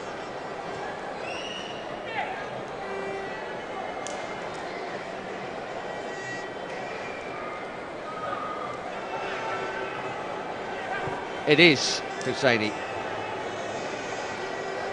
So Brandon Thomas-Asante just missed out on Premier League promotion with Coventry City. Scored a nicely taken goal on his third appearance midweek from the bench. There he is. He's going to be attacking that same goal now and taking up the same position that the departing Fousseyni there did have. Left side of the Ghanaian attack.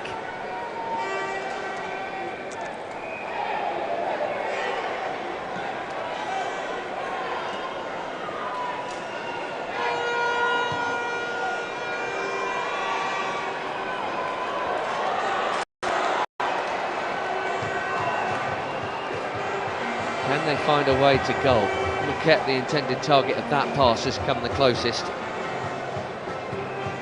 Keeper Atizigi wasn't getting anywhere near that. That's really been the only serious threat. The Caribbean nation here.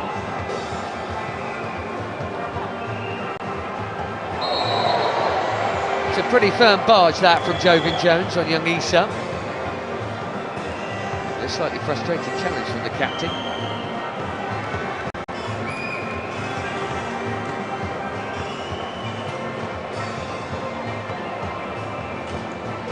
Not quite shoulder to shoulder.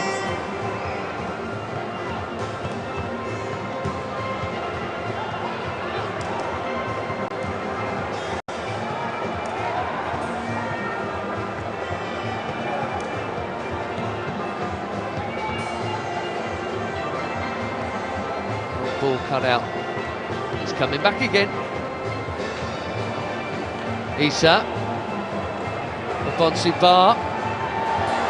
And that's just squeezed through everybody and out the other side. Didn't look like it took a touch, and indeed goal kick is the call. Well, he looks every bit, doesn't he, the raw young winner that you've seen in these games. Pace, confidence, some good trickery. Just needs some sharpening up on the final product.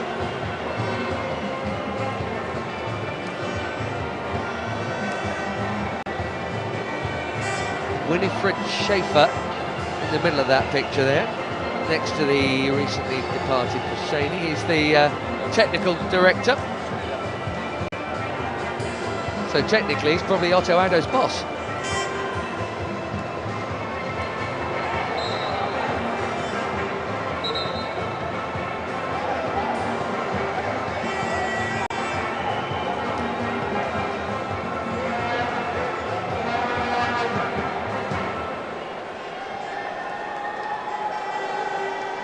Yellow card out for the challenge by Ashimeru that brings this free kick. Another change happening here. This second half has been super fractured by them. Dante Gilbert of PSV Eindhoven, or at least of their youth team, is going to replace Jesse Williams.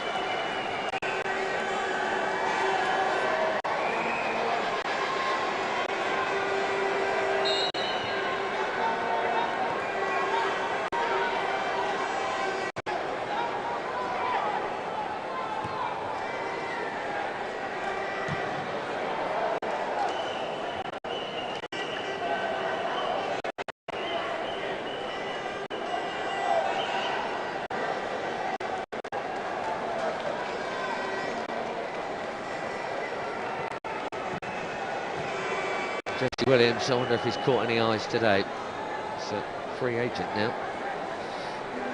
Had been playing in the US. Open to offers by all accounts. Good challenge. So able to turn.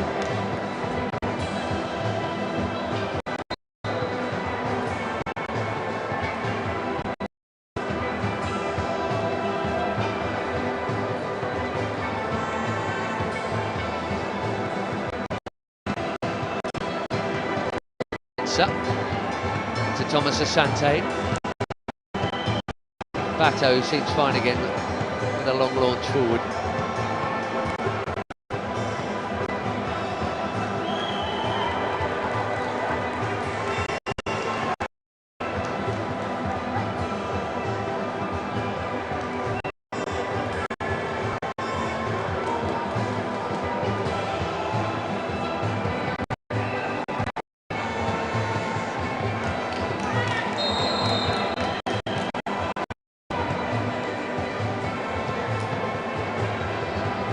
Cheap side, offending a guilty party this time.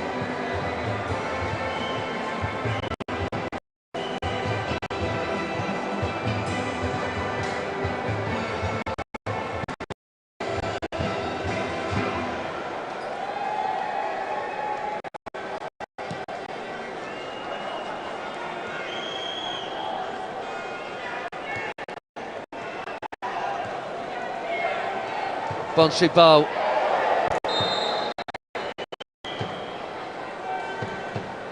He got man first, did he?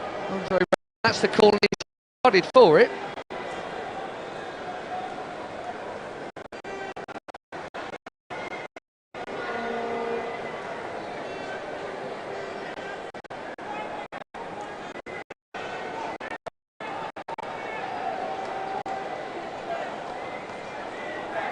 This is a pretty decent position for a delivery.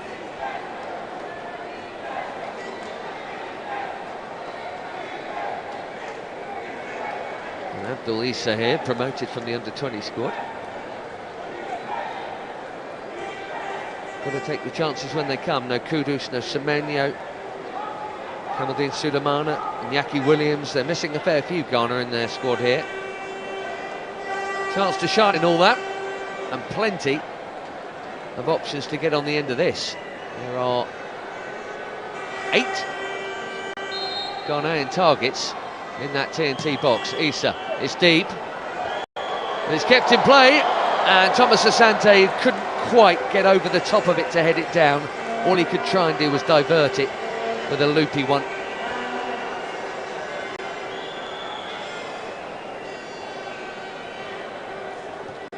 They have looked susceptible from set plays, Dwight York's team today.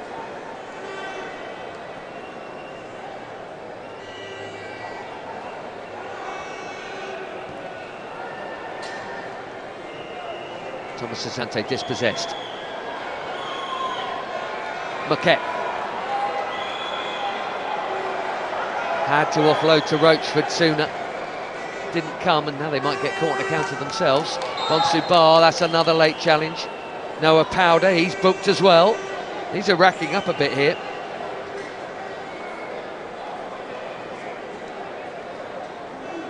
Roachford, Raymond and Powder all off the bench, and all of them cautioned.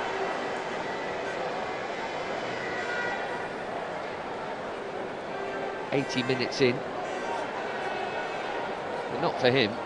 Should feel fresher than that. Maybe a bit of frustration about that. Simpson, little chip.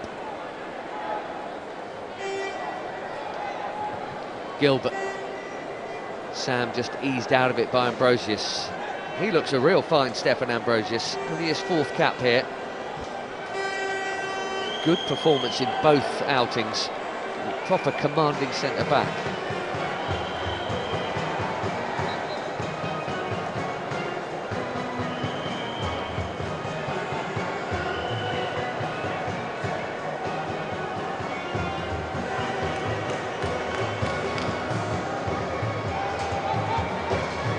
Shimeru. Thomas Asante. Looking for Issa, he collides. Urenki, oh what a chance, and Bonsu Bar has his head in his hands, but the ball should be in the net. He should have his first international goal. What a shame. He can smile because it's 4-0, but that would have been a lovely moment for him.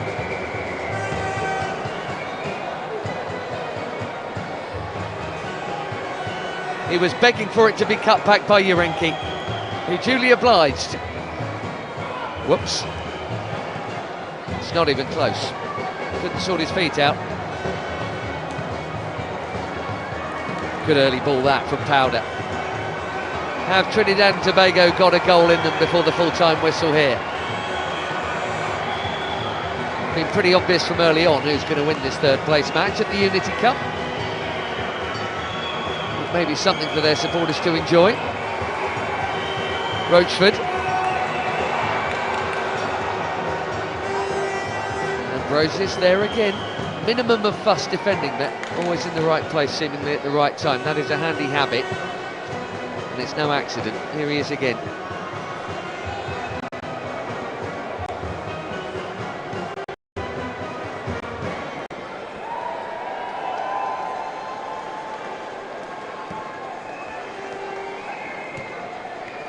Urenki and Bonsu Bar, a couple of definite pluses for Otto Addo, youngsters who he's given the chance to in this Unity Cup. And with everyone fully fit and available, are they going to start for Ghana? Probably not, but options for sure, and new options that he can now see on a public stage, what they can give him. Prior to the expected couple of wins in the World Cup qualifying in March, Ghana were actually winless in 8 games across the various international outings, competitive and otherwise. Good ball from Roachford to Marquette, line to Brent Sam, who stuck out a long leg but couldn't control it. He's kept it in. Powder.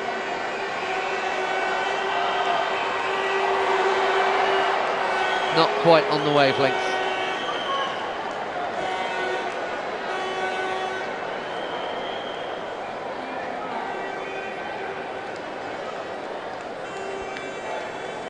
Two or 3 hours from now, Nigeria, Jamaica for the Unity Cup.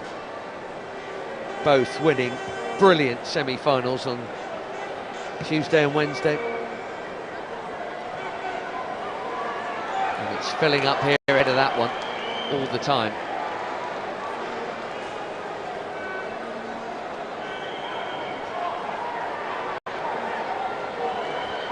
This was always likely to be the least thrilling of the 4 contests, but we've still had 4 goals.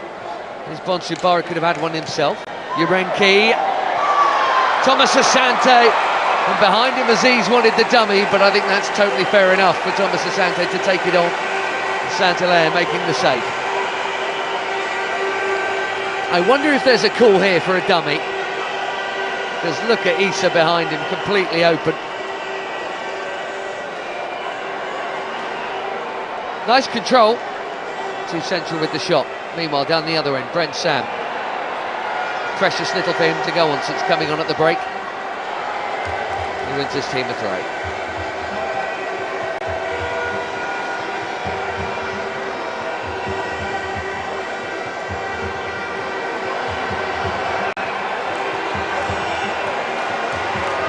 Suddenly, it's a 4-on-3.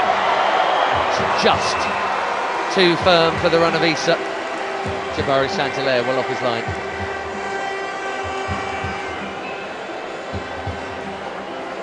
He liked the intent, very nearly the execution.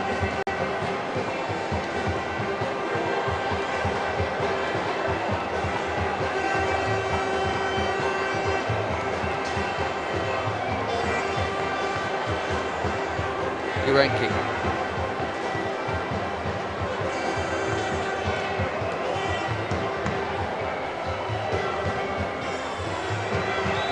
Shimeru away from the Powder challenge. That's a better way to pass. Thomas Asante, options in the middle, including Bonsu Bar. Well, he's getting closer. feel like time's just going to run out on the 20-year-old for that first goal, but my goodness, he's been involved in pretty much every attack they've had across these two games, Christopher Bonsubar. And even though he was at fault for one goal, beaten by 3 others, Jabari Santalaire's made some important saves here. Anywhere near a corner, that's probably 5-0.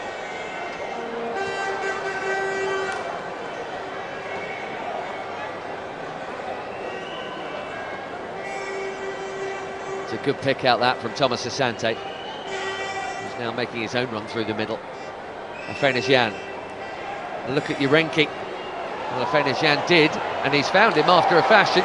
I got the ball, says Andre Raymond. Good job too when you're on a yellow card. Is Roachford. Nice ball for Jovan Jones, holding off the challenge of Salis Abdul Samid.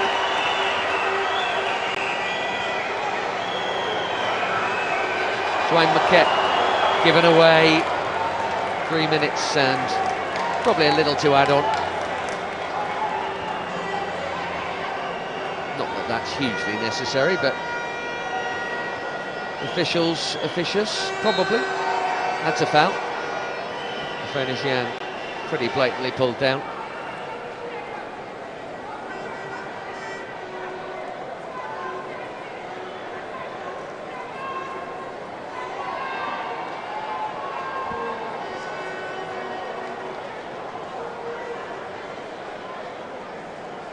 Ashimedi.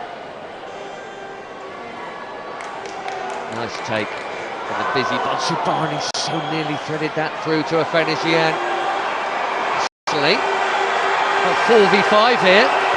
Jovan Jones for Trinidad and Tobago nearly left the ball behind. Just running out of puff a little bit, as they have in fairness, albeit with a much changed side. That has to be remembered. Is Raymond. Good cross for Brent Sam. What a lovely ball in that was. Such an inviting delivery from Andre Raymond. And it looked like he got there, Brent Sam. It really did. Timed the run well. Oh, he just stuck out the boot, needed a graze. Couldn't find it. Meanwhile, at the other end, moments before, Thomas Asante with a lovely ball here. Bonsubar, power. Needed to be nearer a corner. If it had been, surely that was 5.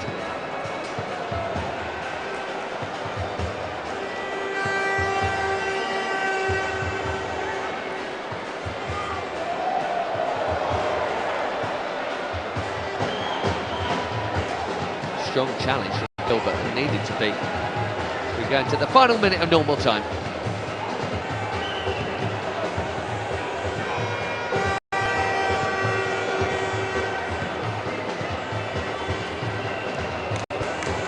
Mensah smashing it forward. He wants his clean sheet. Close to getting it.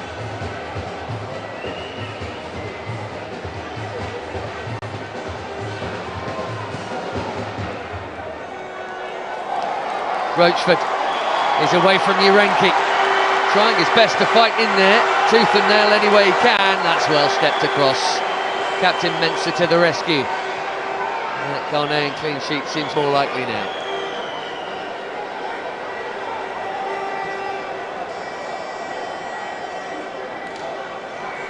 Issa.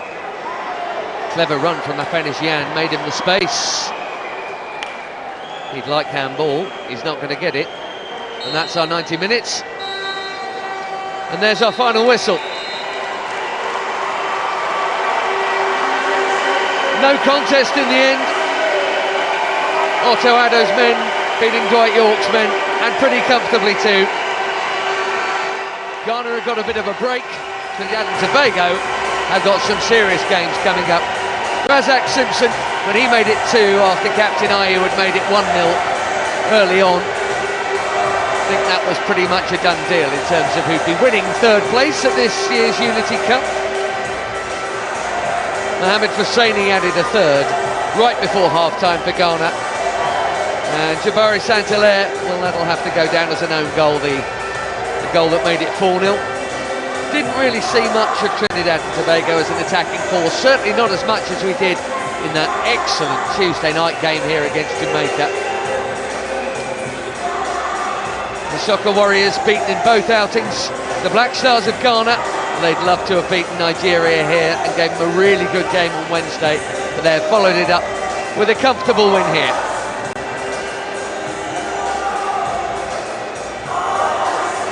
And it's the Ghanaian flag that's flying high at Brentford. Third place is theirs at the Unity Cup. They've beaten Trinidad and Tobago by 4 goals to 0.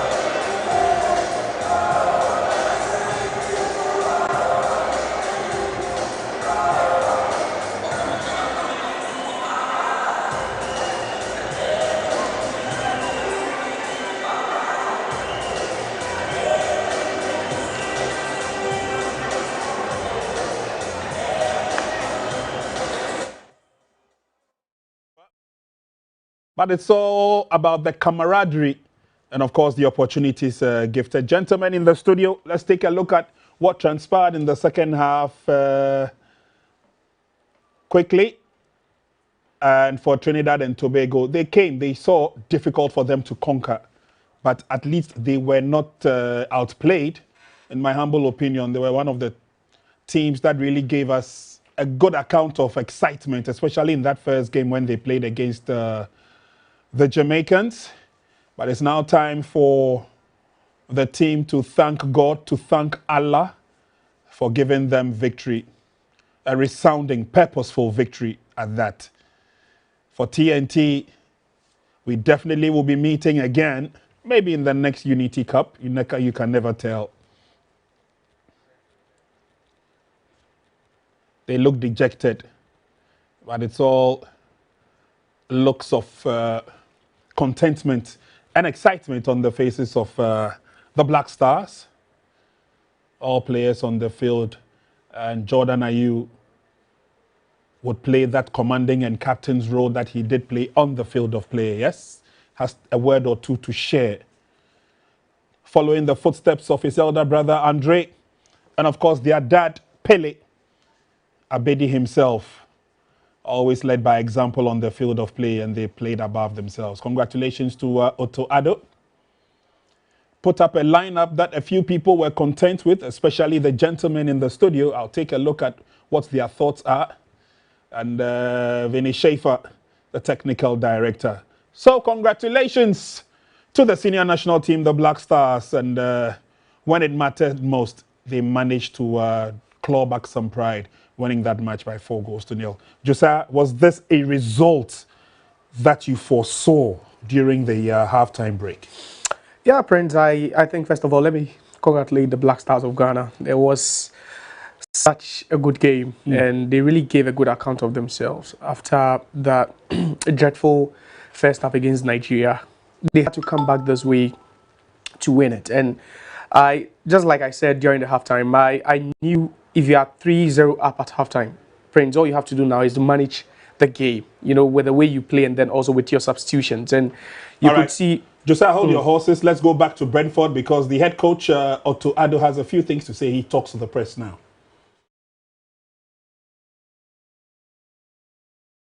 And all was a well-deserved win. You've had some big players missing this week, Kudus, Semenyo, Partey in particular, but you've had the likes of Faseni and Thomas Asante to come in and take their chance.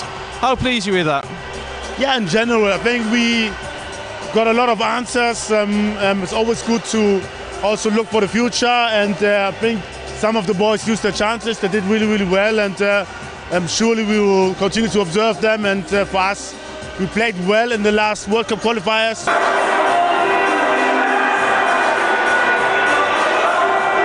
To decide in September, but we will still observe them, how they do in their clubs. And but yeah, today, like I said, I'm very, very satisfied. Finally, what does it mean to cap off this week with a win? It's the first Unity Cup in over 20 years. What does it mean to you? Yeah, a lot. For us, it's more than just football. It's about coming together. It's about to unite. We're all from African descent, and it's so nice for us to come together, but also for the spectators, for them to see us. There's a large community here in London, and I think it's good that we all come together and meet and celebrate despite the results. Thank you very much today. Thank you. Otuado sharing his thoughts with the media out there. He believes that it's been a very good exercise, especially more so when the big guns were absent. The younger brothers took the mantle and they performed to perfection. Yeah, I can't agree less with Coach Otuado. And you just see how he set the team up. And Prince, I think if there's one thing we need to take from this Unity Cup as Ghanaians, it's about how we start tournament. And it was evident how we started this one. Just similar to how we started the AFCON. And it goes back and back and back. I think we are slow starters sometimes. But then football has gone beyond starting tournament slow. And just recently we saw the under-20 side in action against Egypt and how they started their game and how they ended up missing out, via a shootout. I think we need to learn to start tournament on the right, way. And you look at today, for instance, and I like the fact that Coach Abiu attested to the fact that we started this game just like we ended the Nigeria game. The tempo was high. We dictated the tempo of the game, the pace of the game, how we wanted to play, and how we had wanted the Trinidad and Tobago team to also react to how we were playing. And that's total control of a game. I think it was just a 10 out of 10 performance. I'll have to stop you again because Brentford is calling. Let's go listen to what Captain Jordan Ayew has to tell the whole world. Most important thing, and now we can all go to holidays with a smile. You've had some bigger players missing this week, like Kudus, Thomas Partey, Antoine Semenyo as well. Heading into the World Cup qualifiers, how important was it for the likes of Thomas Asante, for example, to get a good opportunity? Well, it was that chance, Like I said, the others couldn't make it, but it's Ghana, we have a lot of players, and they had their chances, and some of them took it well. So it's part of the game. We're not only a team, we're a whole country, and there's a lot of players, so everyone deserves a chance. And just a word on the fans this week. It's been a celebratory field for the 3 match days. How important was it to put on a performance in front of those today? Well, it was really important, like I said, even for ourselves, our confidence, to at least go on holidays with a smile, and we can be happy with the performances the second half against Nigeria and the game today. So honestly, I congratulate the boys, I congratulate the technical staff for their support, and obviously it's not easy at this period to stay focused, but we all stayed focused and we did the job. So I want to thank everyone, and hopefully we can build on this for the future matches. Brilliant. Well done today, Jordan. Thank you very much. All right, so Captain also assessing the affirmation that we already know and already have, that yes, obviously this will be a big boost for the team. Let me go to Coach, and how big of a boost is it? First of all, Otuado concurring that yes, the big boys were not there, but for the players around the periphery that he called, they did not disappoint. And it's also going to give him a big headache between now and when he has to settle on the final team for the World Cup. I think it's always better when you get it this way. Yes. That you bring them in and they can't do anything. Because injuries will come in. Sure. Players might not be able to make that squad. But there's another contingency plan. Yes. So it's always a plus when you have a larger squad. Definitely you prune it down to a certain number. But I know whatever happens, you'll be able to fix in a player. Coach, which also means that then it is quite important, and in fact it is beneficial for us to engage in several friendly matches. It's very important. But I'll pause you there. But what is the essence of inviting players when you don't use them for friendly matches? I think it depends on who you are inviting and exactly what you want to look at and what you want to look for. Okay. During our pre-discussion, we were saying Jonah could have sat down if, apart from the organizers' aspect, sure, so that we can watch a player at length, maybe playing for 70 minutes. So sometimes you invite players, and how the game goes, they get to camp, and there were slight changes, both physically and mentally. Okay. Somebody can come in with a fluid. Most of the things are not announced to the public. They're not. Because sometimes we want to keep it in camp. So you realize that the player is there, but might not be fully fit. But the player came in fit, but arrived and we have a fluid or something. So there are various factors that may affect when players come in, why they don't really play a game. That is why such mini tournaments is good.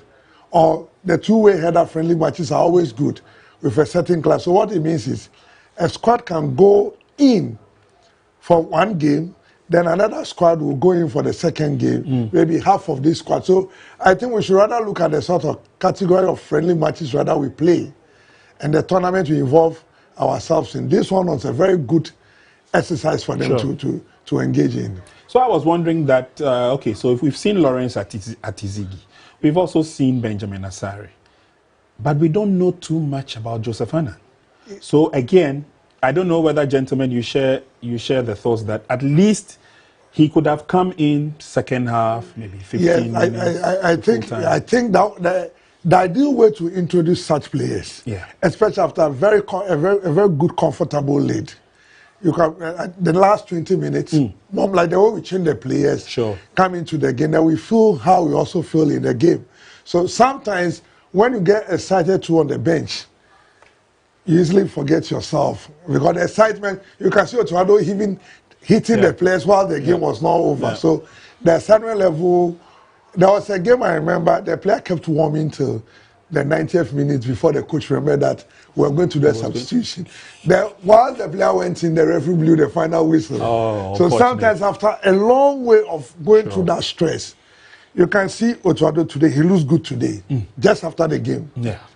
He looks so different. But prior to the game, we discussed it here, he looks sick because that worry, a lot of thought and a lot of thought going through. So sometimes it happens. So even when Fatah that come, he gives an opportunity to cross when he interview him, ask him a few questions that you thought next time we could have the opportunity to introduce such a goalkeeper. But we're studying everything. The new players are telling us that we can open up the scope.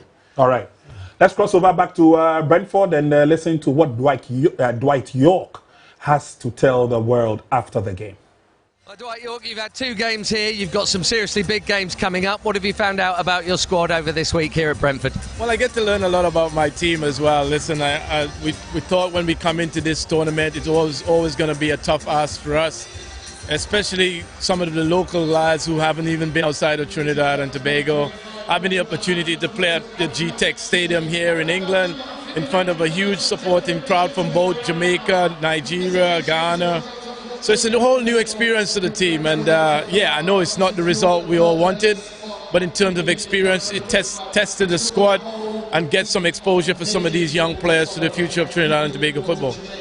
Especially with what you've got coming up, right? World Cup qualifiers, it's a bit different with CONCACAF this year, and the Gold Cup as well. You've got tough games then as well, so this is good preparation for that. Yeah, it's excellent preparation, and we know what is ahead of us, and this was important for us. This experience is great for us, but then also we had one eye on the World Cup campaign and certainly the Gold Cup that is coming up. So we'll be ready for that. We've been preparing for it, but this was a great experience for my players. It also gives me an indication of how strong the squad is, and today was an indication of where we are and where we need to improve as well. And do you think you'll have many more options coming back ahead of the other games you've got coming up over the next, 6 weeks or something? You've got another 6 games or something like that. Have you got other options coming, or is this going to be that group? No, there's a new selection of players that is coming. Of course, people have to remember that the international window wasn't fully open to my players. So there's a lot of players that will come back into the equation once the window is open on the 1st of June. Thanks for your time, Dwight. Good luck. So both coaches, laying claim to the fact that, yes, it's been a pretty good exercise for them. How beneficial, Josiah, do you think this will be? Both countries have got key World Cup qualifying matches coming up, and of course, the stress on their head has to be diffused. Friends, it's crucial. There's one thing we need to notice, that the season ended in Europe just last weekend. And 2 days after the season ended, we saw the first game in the Unity Cup between Jamaica and Trinidad and Tobago. So it tells you now that the FIFA calendar looks congested for national teams.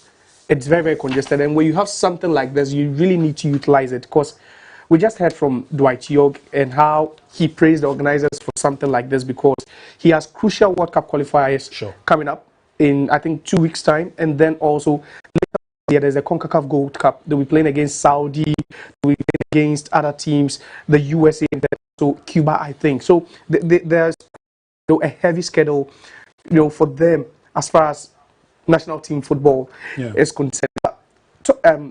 Prince, one of the things that in recent times we don't really see is the fact that now you have most of the continent engaging in Nations League. So you hardly find them engaging in friendly games like this. That's what I'm saying. The FIFA calendar is so congested that when you have an opportunity like this, I think we will all agree that Coach Otuado needs to try some other players. Because we were surprised. I was surprised when I saw 4 local-based players starting in the previous game against Nigeria, because we hardly see things like this. And we've always had our issues with Otuado because we've seen him call up so many players, but then on the game day, we don't get them play. We don't get to see them play. So today, for instance, we're thinking, okay, you've taken a 3-0 lead in the first 45. What happens to just subbing off Atizigi, whom was virtually on a holiday? Why don't you just sub him? Give the other goalkeeper some minutes, because we might not see him in action maybe for the next couple of months, because the next couple of games we'll be playing, friends, are all competitive games. I think we need things like this, but then the fixture congestion, and then also how the confederations are also planning their games and tournaments makes it very, very difficult, because most of the players couldn't come. Semenyo wasn't around. Why? Because Bournemouth played on Monday 38 of the Premier League, and then the tournament started on Wednesday for Black Stars. So how do you expect him to leave after playing over 45 games in a season to join? So I think these are the things they need to be doing. They need to try and squeeze things like this, so we have a feel of some friendly games like this. Special thanks goes to Medima Full Herbal Clinic, Endpoint Homeopathic Clinic, Jagger 4 Bitters, Givers Co and P Capsules, Niche Chocolate Drink, Max by Techno, Lucky Win, and of course *426*8#.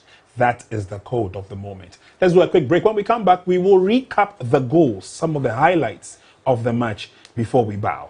We'll be right back.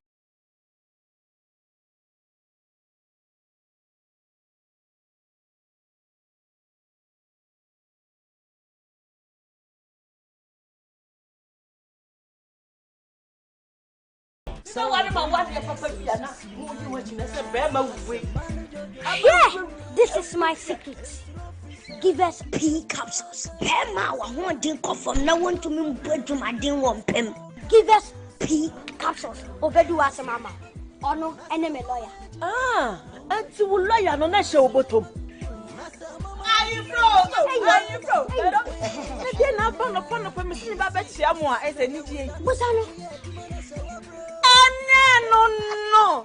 You get if you account the friend give us cold capsules. Say yes, is yare na wo so ko di do ni pedrem wani na wo posa amamman entimi ma wunja wonan yi. Unum give us cold capsules obey free. Lawyer, give us cold capsules. And I give us P capsules. Hey, and I give us free. And men what if you do what you do give us core capsules. A painful a batter one more menu for an inquadawin if you do me nunca. Max Buy has great news for all. Max Buy, there's some dead abo. You can now buy your favorite mobile phones, air conditioners, TVs, fridges, chest freezers, and washing machines and pay later. Annex is the idea. We bet me about to win our Max Buy. Na etrin with ya. You win no Ghana card and 30% down payment. Yet the shopping for the next level. You win yes. Shopping our Max Buy. It's buy now and pay later.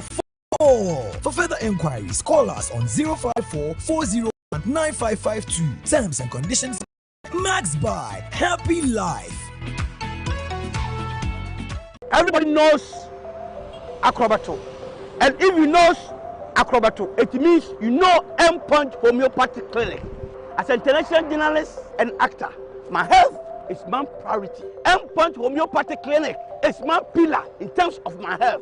Let's hear what others are saying about Endpoint Homeopathic Clinic. Sister, please, let him talk to you. Who will be careful Endpoint one? Chesena me ankasa me period no say problems wom.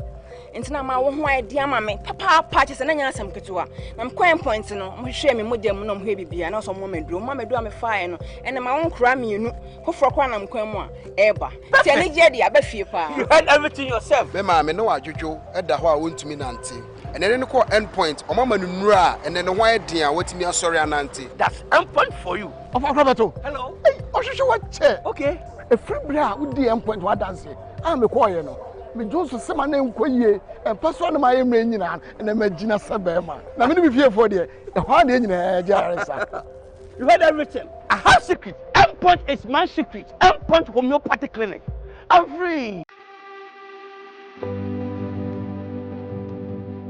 Premium Ghana cocoa beans, selected with great patience, roasted in time, grinded into a fine rich cocoa powder, tempered with a perfect amount of milk for a rich and creamy taste, filled with abundant goodness of the satisfying taste of cocoa, enriched with a burst of B vitamins, iron and zinc. Niche chocolate drink, taste of Ghana, enriched with. This advert is FDA approved. Let the fun and excitement begin. Your #1 online casino in Ghana, Lucky Win, is back with a bang. With more than 70 new exciting games and big cash prizes, including the popular Aviator, where you can win 1,000 times your bet amount. They say, you can also win in the 500,000 Ghana cedis cash giveaways in the cash draw, cash rain, and give back daily promotions. Enjoy our welcome bonus and free gift coins available every single day. Just go to luckywin.com.gh on any of our smart devices and play a game. You can start with as low as 1 Ghana cedi and you stand to win big. My buddy, look sharp. Lucky Win. Play with less, win big.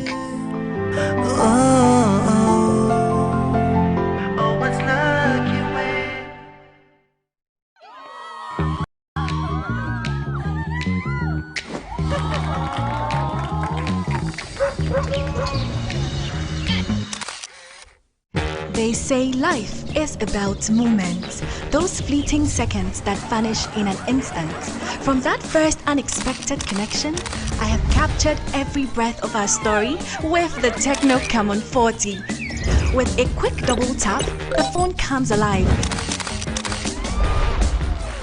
Thanks to Flash Snap, every jump, laugh and adventure is captured effortlessly.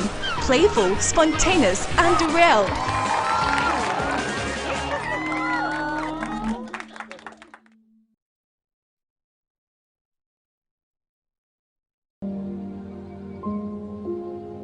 Emri bi etwam apomuden ho nsem agye nsem ho emma osoro yedin emma sase ediawere ho enti onyankopon nam da esumu eda enua eni habama ebegye adasama enkwa ekire adujamfi okumanini barima enu akire no adujamfi esa kotra kwayem edaduanan agwamfa nsuo ankana no menu mienu apomuden panti wenti enigisem onyankopon de yare nyina so tumi ahye Dr. Tamda sonsa gise di wawuo anase yesie no nkoa ene wontimi na yare sabia ho de wasiesie ho kama fika krabi bagye wa yare sa ewo kumase abuakwa agogo frayen 0244 774282 oyalefo bia kaise udimafo midimafo heba clinic Dr. Time. That's all.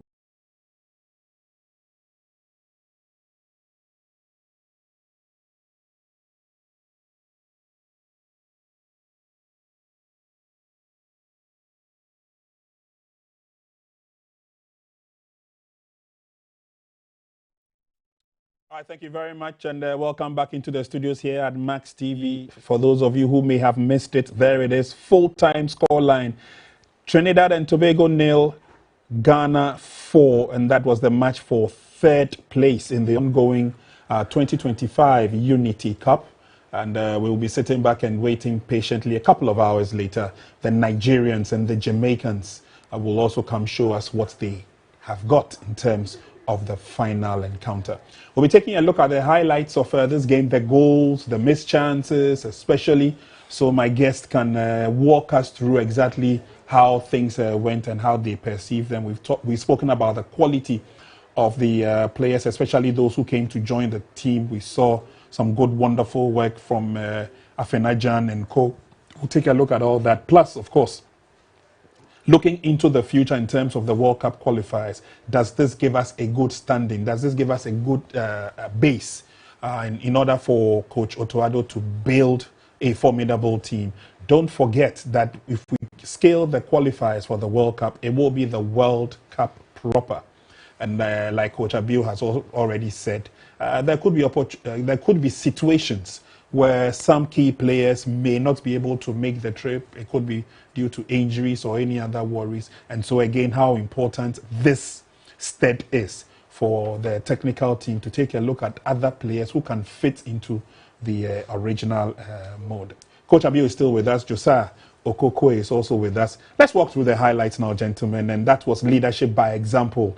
It was Jordan Ayew who had to take the bull by the horns, created the space, and then got in the first goal. Josiah, walk us through the first goal. Yeah, friends, I think we've not really noticed the movement of the forwards in the team, and that's what you get sometimes when you don't have a mobile or a stationary number 9. And just look at the movement over there from Ba. It was so swift that he took about 3 players. Just look at that, just 3 players, and that was just swift because he was thinking he was going to be at the receiving end of that ball. But then that interception quickly from Jordan Ayew was so fast that the player who was supposed to be his marker was so late, and that was a good strike, honestly, because for him to have unleashed that with his left, we normally see him hitting it with his right, but from that distance outside the 18-yard box, for him to have hit that with his left, and that celebration from Otuado tells you how good the goal was. I think it was a good goal. And apart from it being a good goal, how also the captain was able to take the bull by the horns, like you said, open space for himself,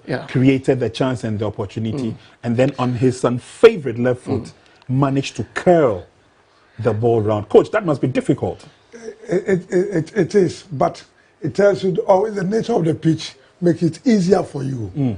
That first touch, that first control, once the pitch is good, you are going to get it right. Assuming it was bumpy, and you can imagine what happened to the ball. And the ball changed direction. But look at the ball. The ball was still on the turf. And he was just watching the ball and knew exactly what to do. So I think, like Lisa said, the movement. The movement. And it's a typical way, the way we play. We want to move around. We don't do a stationary number 9. We are not good at it. But we want to move around. And the movement was good. Look at the number. And look at the position of the players. That's what I was telling you. When it comes to today's game, they were able to mirror the pack very well. And had a larger view of the pack. I think they did very well. Lynch perfect pass, the cross, and the curl behind it solid. There were actually about 5 TNT defenders in the 18-yard box, but that did not worry at all. So that opened the floodgates for the Black Stars. We'll move on to the second goal. Again, worked out pretty well. And for me, one of the picks from this game or this tournament is that Razak is back. Razak is back because he didn't start too well in the first game. Committed a few blunders. One goal was credited to him, as it were. But this corner kick, again, 2 things, Josiah. Jordan Ayew is one of the best takers of our set pieces. And number 2, the importance of getting into the action when it matters most. He had a free header, Razak, and got his goal. Friends, it wasn't literally a free header when you have about 3 players and someone contesting for it. But he made it seem so easy, especially when you are determined to get, at the end of such a ball. But that quality, the quality of that cross from Jordan Ayew. And like you said, he takes penalties with so much ease. But this was also cheeky ease from Jordan Ayew. He just took a step or 2 backwards and just latched it into the box. And just look at the players over there. You have about 7 Trinidad and Tobago players over there, but I think they were slow to react to that ball. The only player trying to contest for that one was coming at the hind side of Razak Simpson. And he tells you the power he has whenever he's attacking these balls. And Prince, in tournaments like this, you make good use of set pieces. We had a couple against Nigeria. We failed to make it count. But then sometimes you create fear in your opponent, even when you're able to attack set pieces this way. Because whenever you have, then they'll be forced to, assemble about 9 players in the box because they are scared that 2 or 3 of your players would get at the end of it. So it also curbs that risk of, conceding a counter-attacking goal right after the corner kick is taken, because normally the team will look at the strength you have whenever you're attacking a set piece like this, and that will make them maybe commit 7 men, okay, 6 men, because we know they are not that good with the set pieces. So the rest of you stay away so that we can break quickly. But then you could see that, and I love the fact that Razak Simpson was the one who scored, because he had a very difficult game against Nigeria. He redeemed himself in that game though, but it wasn't enough. But I think with this goal, friends, I believe that he's gradually, permanently writing his name in the books of Otuado. Because with this performance, definitely, if he should continue this way, friends, he could be I like the on way a plane I like the way you describe it, permanently, settling in. And after the game yesterday, if you listen to most of the fans who watched the game, Razak, no, Ghanaians for you, exactly. The same person we were applauding in previous matches. Then he comes today, he plays well and caps it with a goal. And then one of the few messages I got was, he has cemented his place. So now he has cemented his place. That's why I saw players don't listen to the words. Exactly. Because we change, especially when it comes to supporters. Sure. In the next minute, he's good enough. The next minute, Anyway, so it's just like Jesus Christ himself, what he went through with the same people around him. Praise him. Now they said they should crucify him. Let's take a look at the third goal and the build-up again. Nicely done. Most of the build-ups were coming from the wings. Yeah. That's from the right side. Exactly. So it tells us that our wing play is that effective. Okay. And Razak Simpson at the heart of this one as well. Just like he did in the Nigeria. And he has this quality, he has this, characteristic about him where he is able to bump forward and find the right pass. And this time he used the outside of his boot to find the outfield player, the winger who also connected Ayu. And then quickly, just look at that. That was just brilliant from him. And, they were playing a bit narrow at this point. You could see the Trinidad and Tobago team playing narrow. And you see, when you are able to break, or the only way to break such narrow press is with a one-touch pass. So at least you expand the pitch a bit. So one touch over here, another one touch ball onto the part of Jordan Ayew. Just look at that. And then unselfishly, one touch to the other side. So at this point, they were so narrow that we made the pitch a bit larger for them. And it was a good goal. And I thought this is how you transition sometimes. They tore the defense apart. Exactly. Just quickly. They did that. And it was just as if the rules were like compulsory one touch. Everybody was touching it once. And from Razak's position, it is one quality of a centre back. Okay. Where you're able to look at the lines from the middle to attack and break the lines. So one pass broke almost 3 lines from his defensive zone to the mid-section and attacking section. And it was well done. It worked perfectly. It worked perfectly. Yes. It worked perfectly. And it's a centre back who always moving like a midfielder. Remember the famous goal against House of Hope?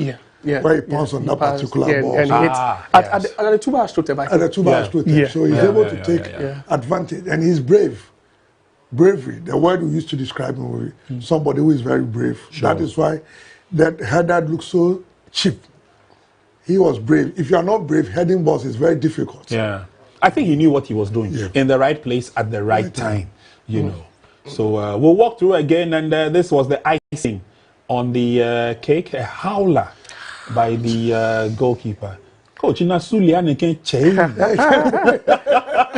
But I'm surprised they are not saying it's an own goal. I think it's more of an own goal than a Lawrence Achikun goal, because that ball wasn't goal bound, and you could see the deflection after it came off. The knee. I don't know if it's the knee or the leg, the left leg. But just look at that. After he did well with the scale over here to, move past that defender. But just look at that. And that was it. Charlie Josiah. It looks Sulia.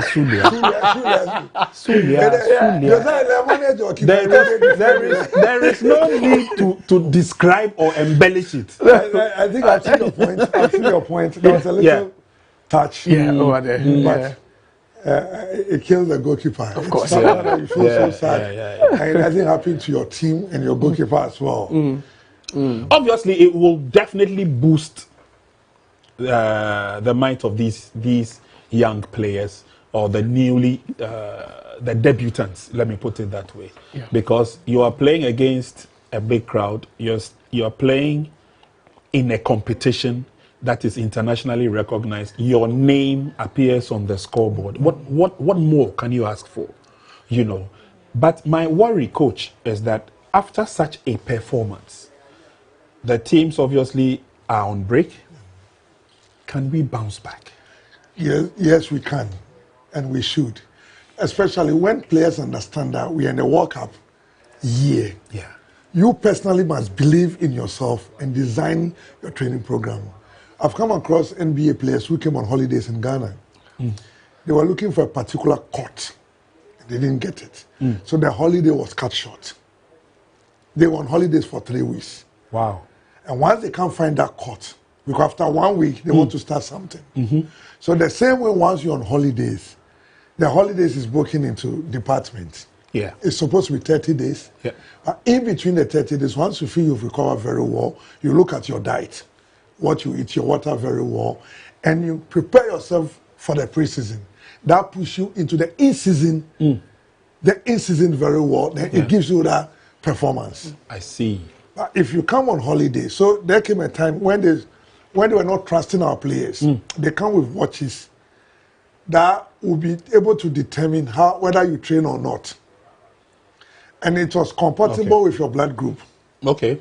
So if we have such players, and some of us are close to them, we'll tell them, come on holidays, relax, have all the fun, but after 2 weeks, the next 2 weeks before you go for your off-season, pre-season program, let's start something. Sure. So where you are weak, you work on it. So by the time the preseason starts, you're already recovered. When you're on break, it's more of the personal discipline. Okay. All right. Personal discipline, this is what these young boys would have to go through. And indeed, I think it applies to almost every athlete, not only footballers, because once you're getting into the new season, you must be fully prepared. Now, we may have scored 4 goals, but we also missed a few opportunities, a few chances. And let's take a look at some of the opportunities and chances that we missed. Again, this is a lovely pass from the middle to the far right. Tries to cut through. Goalkeeper in the right place at the right time. So, but it was Jordan Ayew who initiated that move, and he has an eye for a good pass. Aside the fact that he's a good dribbler, he knows how to hold on to the ball. One thing you can't take away from him is his eye for a good pass. And against Nigeria, he gave 1 or 2 of those incisive passes very late into the game, but unfortunately, we couldn't capitalize on. But in this game, you could see that the strength of our team was from the right-hand side and also sometimes from the left-hand side. Yeah. The wing play was so fast, and volatile for the Trinidad and Tobago team to even deal with. And just look at the way they just crowd the 18-yard box sometimes. One of the things we didn't do so much in this game was to send in crosses, because we knew that there was no one. We're not playing with an arrowhead. We're not playing with a standard number 9, someone who attacked the box. Okay. So rather, we played the passes very short into the 18-yard box for them to connect. And yes, that was another build-up. Exactly. You could see the cross wasn't going. It was rather a short. Was short-lived. Exactly, into the box, because we knew that the strength of Jordan Ayew was not to go with his head, but rather, maybe he positioned himself very well. And again, you can see short passes around the box and then the shot from distance. So it really worked. I think we had really been incisive against Nigeria in the manner we did today. We could have gotten more than a goal in that game. Most definitely. Crossbar coming to their aid. Could have been goal number 5, or at that time, goal number 4. But again, and I'm sure one of the few things that Otoado would also be happy with, together with a lot of Ghanaians, is the fact that at least we created chances. The creativity aspect of the game. Sure. I think today we play skillfully. Okay. And we're very creative. Our body frame and everything has a particular type of game we played. When we switch to those typical European type of play, or South America, where we kick the ball long, it doesn't help our players. We want to keep the ball on our feet, and like Joseph said, short 10 meters, 5 meters passes. They did exactly that. So I think that creative aspect came back into our game today. It showed in the Nigeria game in the second half, and it came in throughout the 90 minutes of this game. What the most interesting aspect is, when you split the game into 6, 15 of 6, I think today we won every 15 of 6. Yeah. We won every first 15, second 15, third 15, fourth 15, and fifth 15, sixth 15. So it tells you that every time we were on top, and it tells you that Jordan used a particular word. It was maybe the first game was difficult for them to focus. Just after they thought they were coming home, and you knew we were going to play this tournament. But when they got in, they were like, okay, once it's against Nigeria, we are not getting it. We are getting it. Then go back and listen to their coach. Their ranking and everything also made them believe that we're far, far ahead of them. Yeah. So this time they became more under pressure psychologically. So the social outcome of the game affected them more. The social outcome of the game benefited us more. So the physical and the social outcome came to us today. I see. All right. Okay. So let's say a big thank you to our sponsors once again. Medimafo Herbal Clinic, also known as Dr. Time Dasso. Now, we've told you that they are the only clinic that sets time on your illness or sickness, no matter the situation. Medimafo are experts in any kind of diseases or sickness. You can locate them at Ebuako Agogo in Kumasi or call them on the numbers 0244 774 282 or 0500-727215. Dr. Time Dasso. We say a very big thank you to Givers Herbal because they are a Ghanaian brand that makes and sells herbal medicines. They are known for the Givers Herbal mixture, which is a traditional remedy. Now, this mixture may help with digestive issues like tummy upset, bloating, and gas. It might also be used for malaria, typhoid fever, and a lack of appetite.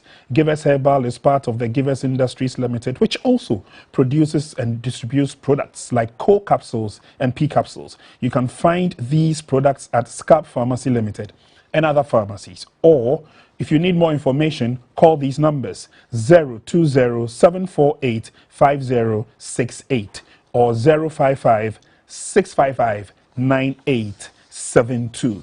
Let's say a very big thank you to Jagger 4 Bitters, which is an alcoholic beverage made from 46 natural herbs and fruits. Jagger 4 Bitters is infused with goodness in herbs and fruits and have anti-aging properties, anti-inflammatory properties, boosting appetite, increasing libido, relieving menstrual cramps without leaving stench in your mouth. So as we advocate that you drink responsibly, we also urge you to use Jagger 4 Bitters for your every event. Now, have you won any money yet? Have you picked up any of the Techno Spark 30 phones? Or have you won any of the branded t-shirts and baseball caps? You haven't? Okay, I'll tell you, it's a very simple thing to do. Dial star 468, star 426, I beg your pardon, star 426, star 8 hash. Let me take that again. Star 426, star 8 hash. That's right. Star 426 star 8 hash.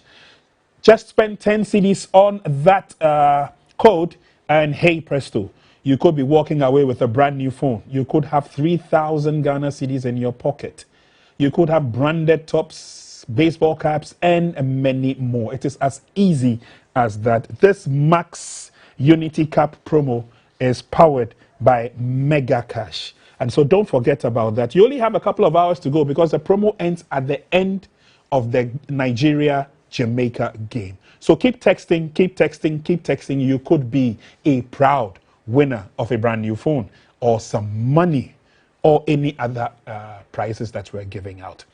We'd also like to say a very big thank you to the guests in the studio. They've done marvelously well, giving us the breakdown of the expectations in the game. Ghana finishes the Unity Cup in 3rd position. It's the first time we're participating. We've done 3rd. And the Nigerians will be up next in the final. They've won it once. They'll be playing against Jamaica, who have also been runners-up once before. And so it sets the tone for a very good game. So we will take a break for now, but at 3, we will be joining you. We will be back on the airwaves. We will be back in the studios to take a look at how Nigeria handles Jamaica. Now that Ghana is out, our support is going to our brothers in Nigeria because they need to live up. They want to live up to expectation, while others also believe that the Jamaicans have some flamboyance around them, and so they might also want to see Jamaica win. But all in all, it's been good. It's been wonderful. Thank you very much for joining us. Hey, I've not forgotten about my lunch, dinner ticket to Soweto Pub and Grill. They promised that should Ghana win and win handsomely, we're eating there. And so we'll wait for the coupons and then we'll all go have some local food to eat. I understand they do some lovely banku and fufu and stuff. So but thank you very much. Once again, my name is Prince and we'll come your way again at 3 for the final encounter. Till then, keep watching Max TV.